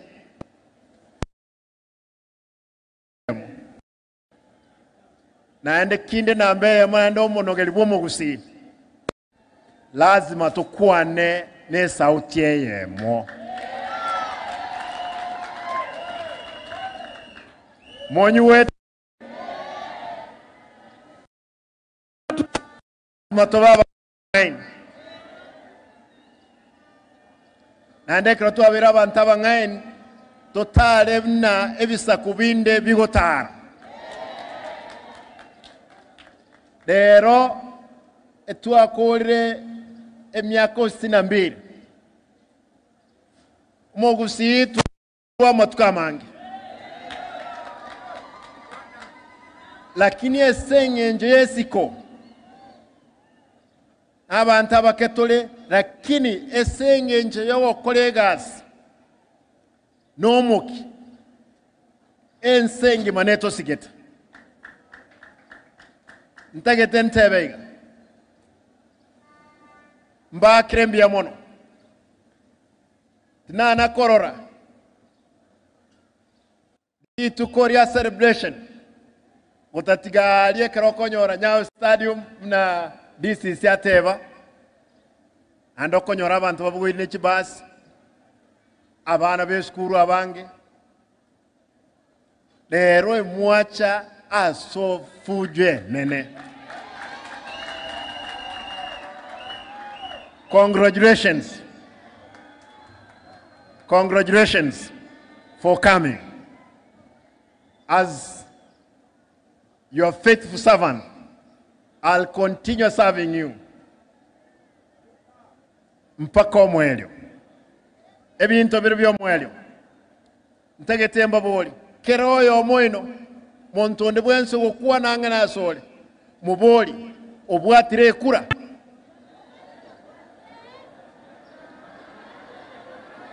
Toiwana ine. Onye tarabwate kuro obwatire getambulisho. County Commissioner Gaiga, Chief Gaiga, they are ready to serve every one of you. Motware bitambulisho. Mubwate kura.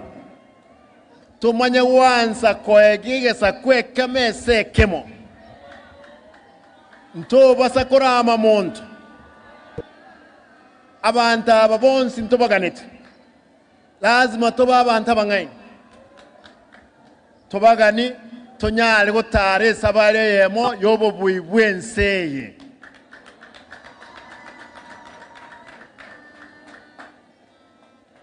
Monganchere esengencho abaishimiwa mbakuwa na mangana gaiga, and I want to respond. Nataka niseme hivi. Nataka niwaulize viongozi wote. Sisi tukiwa Wakisii kama jamii ya Omugusi tuko kwa umoja. Na nashukuru kando na sherehe ambayo Mheshimiwa Rais yako nayo hapa Homa Bay, niko na uhakika Kenya mzima hii ni pili kubwa kufuatia ya Homa Bay.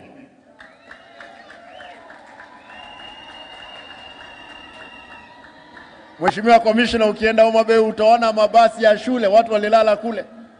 Waliletwa kutoka mbali. Jeshi yetu ya Kenya iko huko, utaona imejaa. Lakini hawa wananchi wamekuja kwa hiari yao kusherekea miaka 62 ya madaraka ya nchi yetu. Na nataka nishukuru wananchi watukufu, asanteni kwa sababu ya kuja. Na huu ndio moyo. Na huu ndio moyo, tushirikiane pamoja. Vyombo vya usalama. Ndugu zangu, nataka niwaulize, Kisii ni watu wa amani, askari, viongozi Kisii, kwa sababu wakija Kisii mambo ya uhalifu iko chini. Huwezi sikia mambo ya insecurity sana. Kwa hivyo kila askari anataka akuje Kisii kwa sababu kazi iko salama. Na nyinyi tunaomba tushirikiane, tuhakikishe kwamba amani hii imeendelea. Mimi nataka ni ape mbele ya watu wangu, nitawafanyia kazi na nitafanyia nchi yangu kazi kulingana na mkataba wa sheria.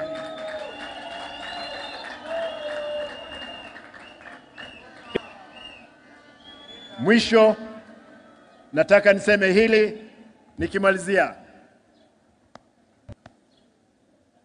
kwamba hapa Kisii tunakaribisha kila mtu wa hali yoyote ile akuje.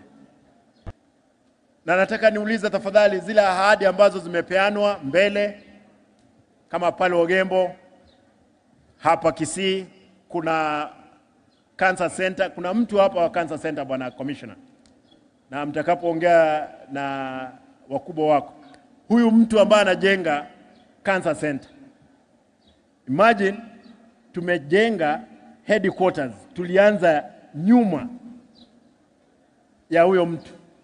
Yeye alipewa, rais alipewa yeye kazi mapema, baada ya mwezi moja enda floor ya 5 mtu yuko pale chini.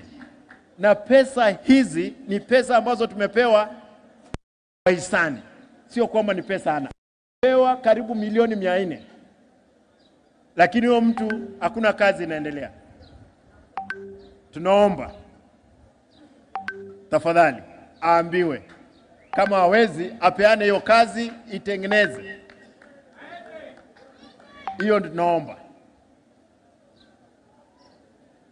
Nataka niseme town yetu, bwana MCAs, nataka niwaambie tunatengeneza town ikue town, na wale wafanyabiashara wafanye biashara mzuri. We are making sure. Nataka niwahakikishie, as long as I'm in office, ile mahali Nyambera dam site tunaitengeneza, watu wapate mahali pa kupumzika. It will be our park.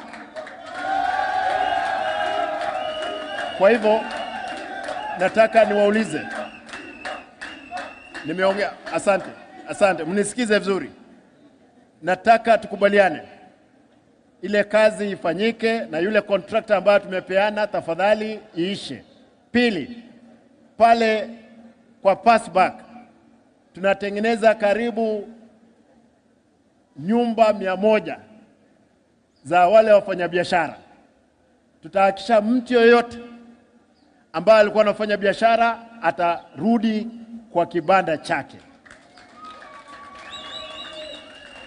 Pili, nataka niseme hivi, hii town yetu tutahakikisha, nimeongea na PS Hinga na kuna contractor pia amepewa pale Nyambera ku construct a market ya shilingi milioni 100. Kwa hivyo tutakuwa na soko lingine pale Nyambera ambalo litasuluhisha shida ya wafanya biashara. Kwa bajeti ambayo tunatengeneza sasa, our agricultural show SCK,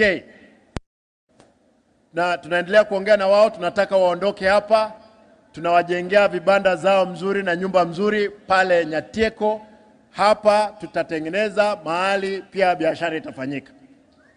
Kisii katika Nyanza mzima, na hii inajulikana, kwamba katika Nyanza mzima Kisii peke yake Central Bank tulikuwa tunakusanya pesa hapa Kisii 60% of deposit ya Central Bank ya Kisumu ilikuwa inatoka Kisii.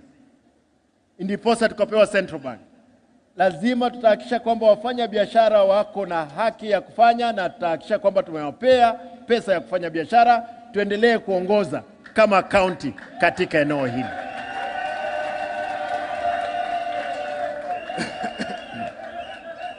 Kwa hayo mengi nataka nimalizie hapa. Niseme ni mkono wananchi watukufu, kama mko tayari kutembea pamoja na mimi kuelekea mbele na jamii yetu kama Omogusi na Wakenya wengine, nione kwa mkono.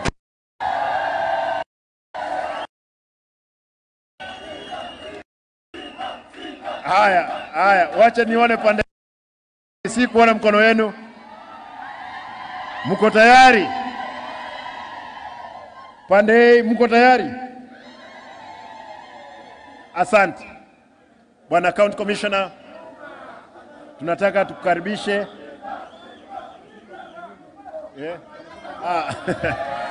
Kuna watu huku nyuma.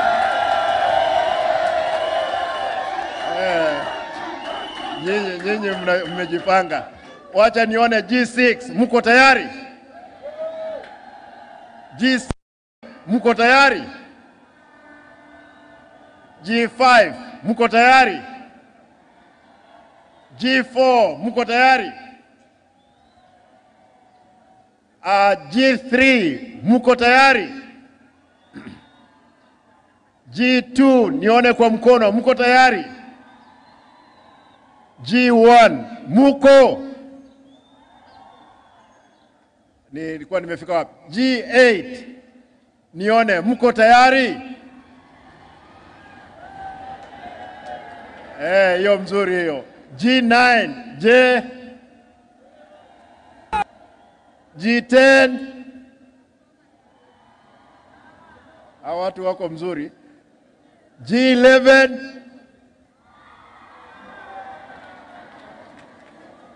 G12, G13.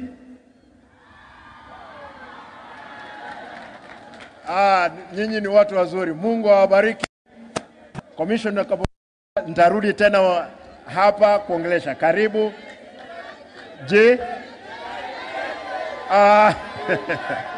Na nyinyi. Haya, pande hii mahali nimesimama. Mko tayari?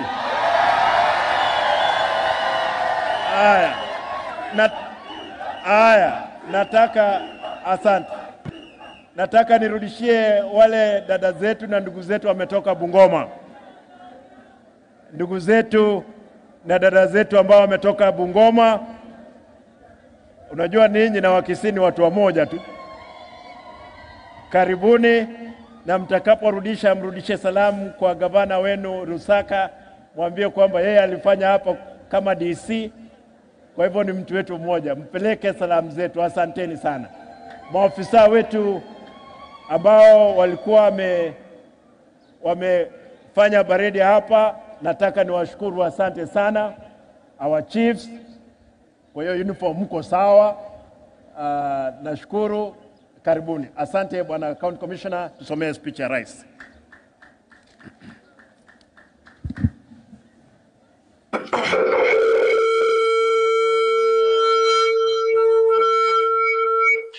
Biya kima mwanchumuri with the vision and on see soberete na ndiri chinga kicho se tonyore speech yomo raiwe county ya Kisii nere Boss barati kabisa ekra speech ya ekro segeti usi stadium tirisho kwamba awaenda kaidia bamenyi be county ya Kisii na yenyewe tulikuwa tunasherehekea siku ya Madaraka Day.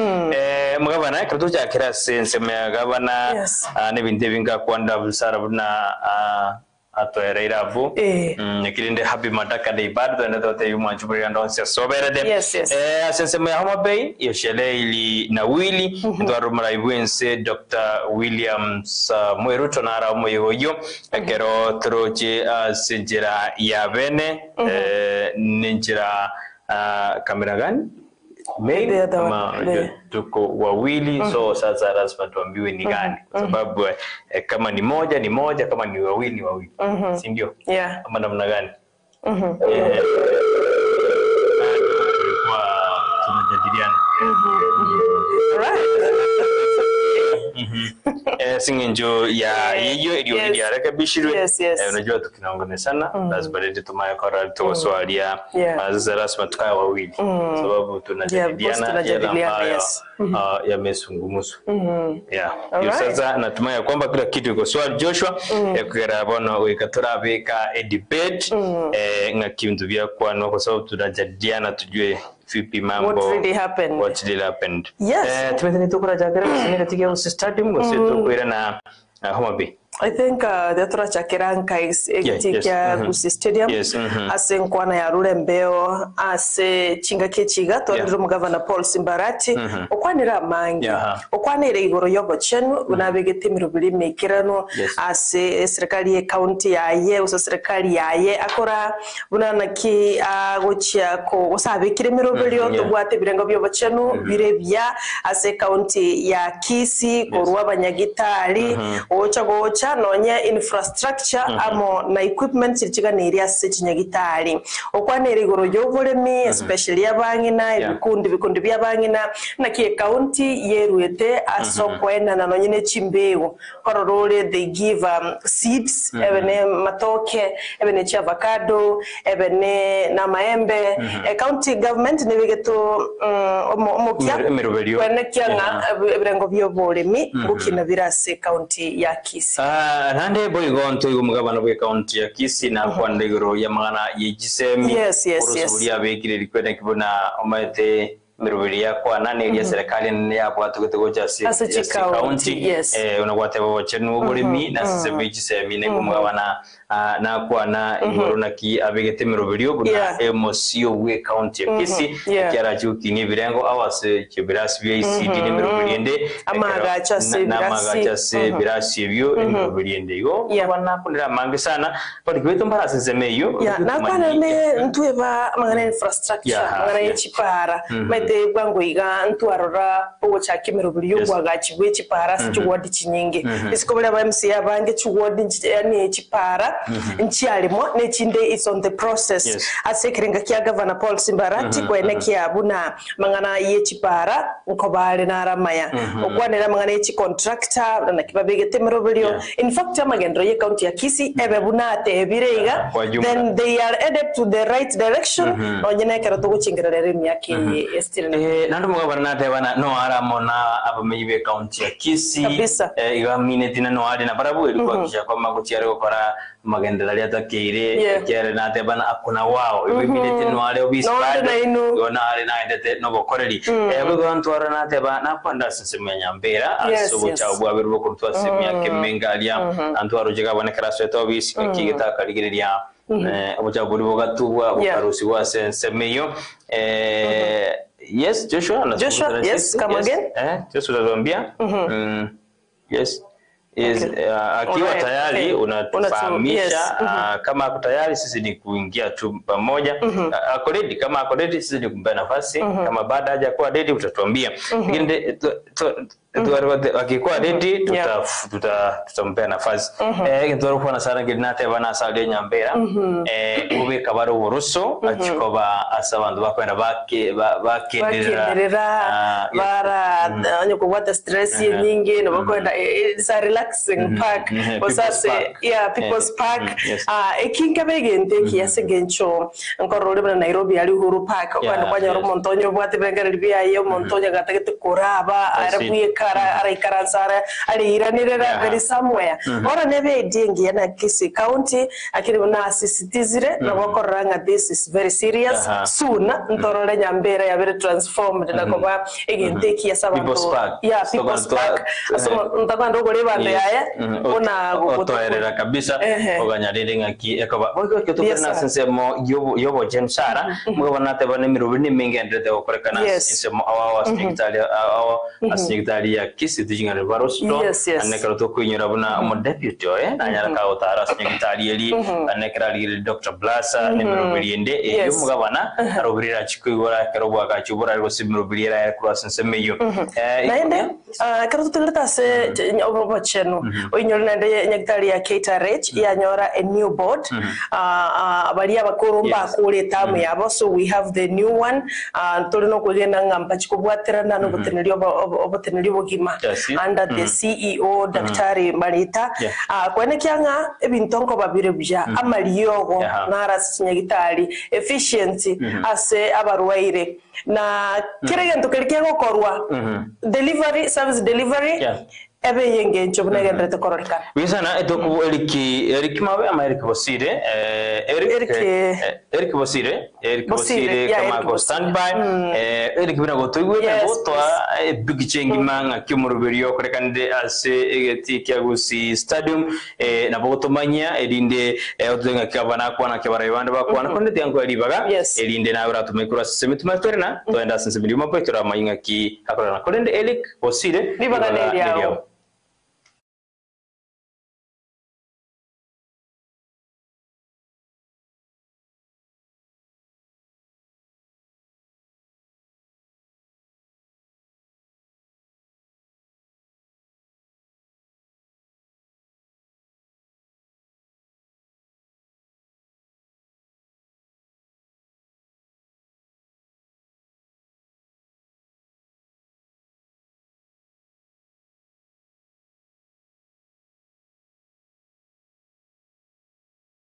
Rwanesegi asebo igo bali banyatuka bakubwa twanda tebe kapenguri ya 6 eliyo koinyora gusekurwanerera obosiboli bwensi ya Kenya na igo etalikeyemo omutinyo gatano alimo mwaka bweli bwemo chimikianda na merongo 5 na gatatu bose 1963 ensi ya Kenya kanyara ko bage konyora obosiboli tonyara ko batogo sangamo n'abananchi mugabano nyara ko bakakwana abarai okurwa ase serikali banyara ko babagukwana abange babanya rekoba tabuna nigensi ya Kenya nyarakoba konyorobo sibole kolende kenene Brighton amo na Sara nyarakoba ngoma manyibuna nigo mugabana nyarakoba kakwanira mangana mange gati yabo obo chamo buna omugusi eliyo kweneki yabuna ko bwaterana bale ase okora ensi ya Kenya asomo deputy speaker we county ya Kisii Moske Jacob Barango Bagaka oibo igole mo MCO wodilia ya Maske West bunge abase county ya Kisii anyarakoba gakoboli abagusi bonsi go chichamo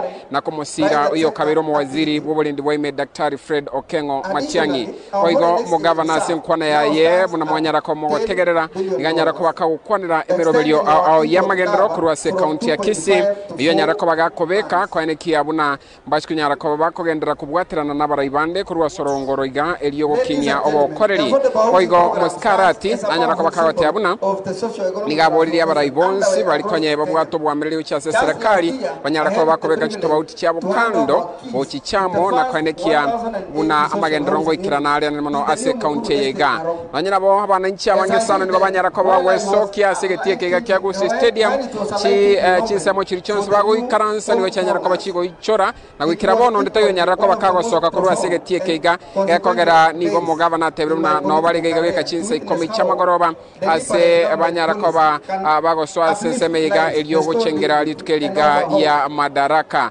abananchi kurwa chinkongo ao chisub county chonse kianda ime county ya Kisii niko banyara ko bakuwakilishwa negati abali banyara ko baguchaga iga igo narayo nyarako bakagokorekana mu basorero chingaki omo county commissioner we county ya Kisii agenderete kurwa ujumbe yo muraibwensi ya Kenya oyo nyarako bagakuru ujumbe yo asigetikeria kia Raila Odinga Stadium ime ye county ya Homa Bay oigo onyarako bakagukwanira boigo angana yo bolendi yo atebero nambashiko nyarako bakubwaterana ne serikali ose nababwatani bande eliyo kalekyo bolendi banyarako bokerana ase county ya Kisii ntarera na sole Brighton naboigo sara nyala kabango komanyi boigo buna abanyangero gati abo man pepesagero banyara ko bakonyorera libaga gutumbuiza abana incha banyara ko bagoikagaiga tonyara ko batokora babo Dan Hassan abagotera country music Samson Maombi gati abanda bange abanyorera libaga lyabene eliyokorwa chingero chiabo likeliga ya Madaraka igo narayo nyara ko bagakoenekibwa kurwa sigetieke ga Kiagusi Stadium ekero chideka chinke korubono mo yuti nyara kwa bako ikomo elio na nigo omo county commissioner oyoro mogeni bwesiko arachiko nyara kwa bakago soka abwati kuno mugabana no mukonyoye abarayibande boigo banyare ko bago soka kero mo yugo yura nyara kwa bako wika omo elio boigo abananchi banyare ko bakonyorera libaga lyo gosoka kurwa sigetie keiga ekera barayaba nene be serikali banyare ko bago soka igo naraito nyara ko batoko bwati kurwa mambia nchiamo na Eric Mawent nyara ko batoko gendera gokwaliganeria chiroboti anena mono chiri chenya rako bachigo kwanero kura sensemeiga korende nganchere kwane nera se daike ya moto tararuga iga Eric twabere gaiga kurumambi kero kende nakikwarira litukeliga ase faida yo murigere bweta TV ya bere litukoliga sana gekugera twabere to kurigereria mangi for the first time twanyore a band ya enforcement officers kurwa se county ya Kisii abo babere bako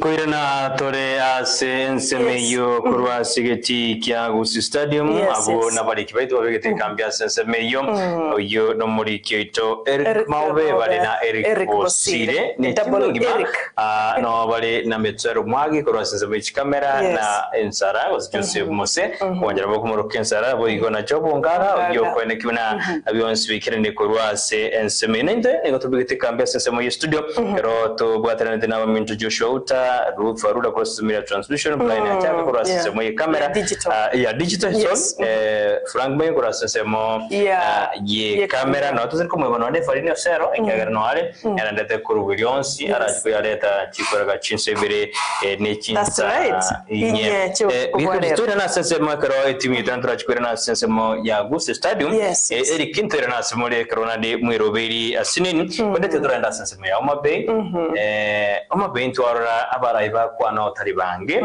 etwarora omuntu kwa mutangani no Muswati Gladys Wanga Muswati Gladys Wanga nero kwa nalitangani ali Sara kulenda teturaja krumuraibwense kya kwa na sensibility na rebasu kagera nero lenge the chief guest but no the chief guest ngalenge Muswati Breseguru Sulvania Slovenia Muswati for reminding us. Yes. Eric Babere tayari. Babere tayari. Sisi tunabudi. Wataendelea. Yale kibana moto yote na moko gendera ase mugasobon. All right. Yamano sana Eric Mwanchomali ino moriketo Eric Mabo itwa berenere gaiga korwa bumambia elioko enekia buna tonyara ko bato koletara iga asenchira ya benkigima nanchere nkwane na man pepe sagero no akabere gaiga sedeke mutonyara ko baga otomanyi buna ndora gaiga mugutumbuiza abana inchi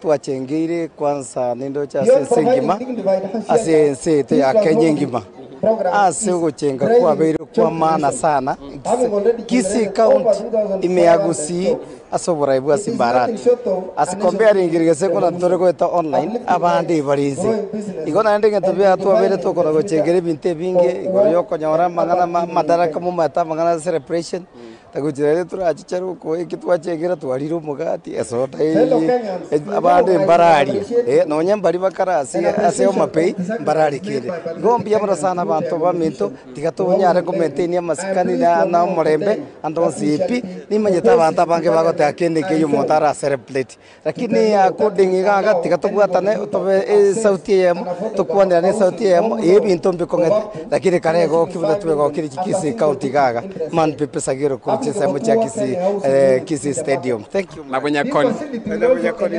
Thank you so much. Ino mo nyangero man pepe sagero nyarako bagako yo mubwa balia banyarako bagutumbuiza abananchi kurwa asegetie ke Kisii Stadium.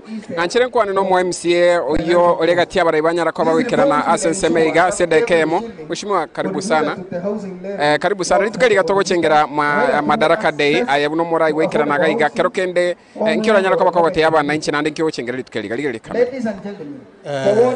Tu woni gomna togo te Madaraka Day yabere uya uneta nyako bagusense tongwa. Actually Kisii County oro kirio go chamo anda umugabano ito Paul Simbarati so ntuka ito kusimechane ne spinero oro chege tige chiro mutageta nyako ichora ande nkageta abantu baitu bamanyire bono Madaraka nikikere abantu bari baminto basireti ubumekere bari kurwanirira uru igo emineti bono mbiyatore ense tombiyere Yamono sana nkira nyarako bakogote abananchi abanya because na mbene sana y'abananchi nigo yana kiwasegete ke Kisii Stadium in 1 minute egero boni gabana torigereti ese tombiyere ekorokia obo gambi bo mugabana ito Paul Simbarati mbiyamore mubatime cyane neos. Thank you so much. Mbiyamano sana yono mheshimiwa twanyarako batogo sanga nere nganchere nkwane Brighton mwakabere mono mheshimiwa Ogendo Evelyn korwa studio lakini bado nacho nyarako bakagwikira nagaiga mambina moraka gotenga nabangi nagitega karibu sana mheshimiwa toteiri tukeliga na kiria bere korwa segeti kya Kisii Stadium.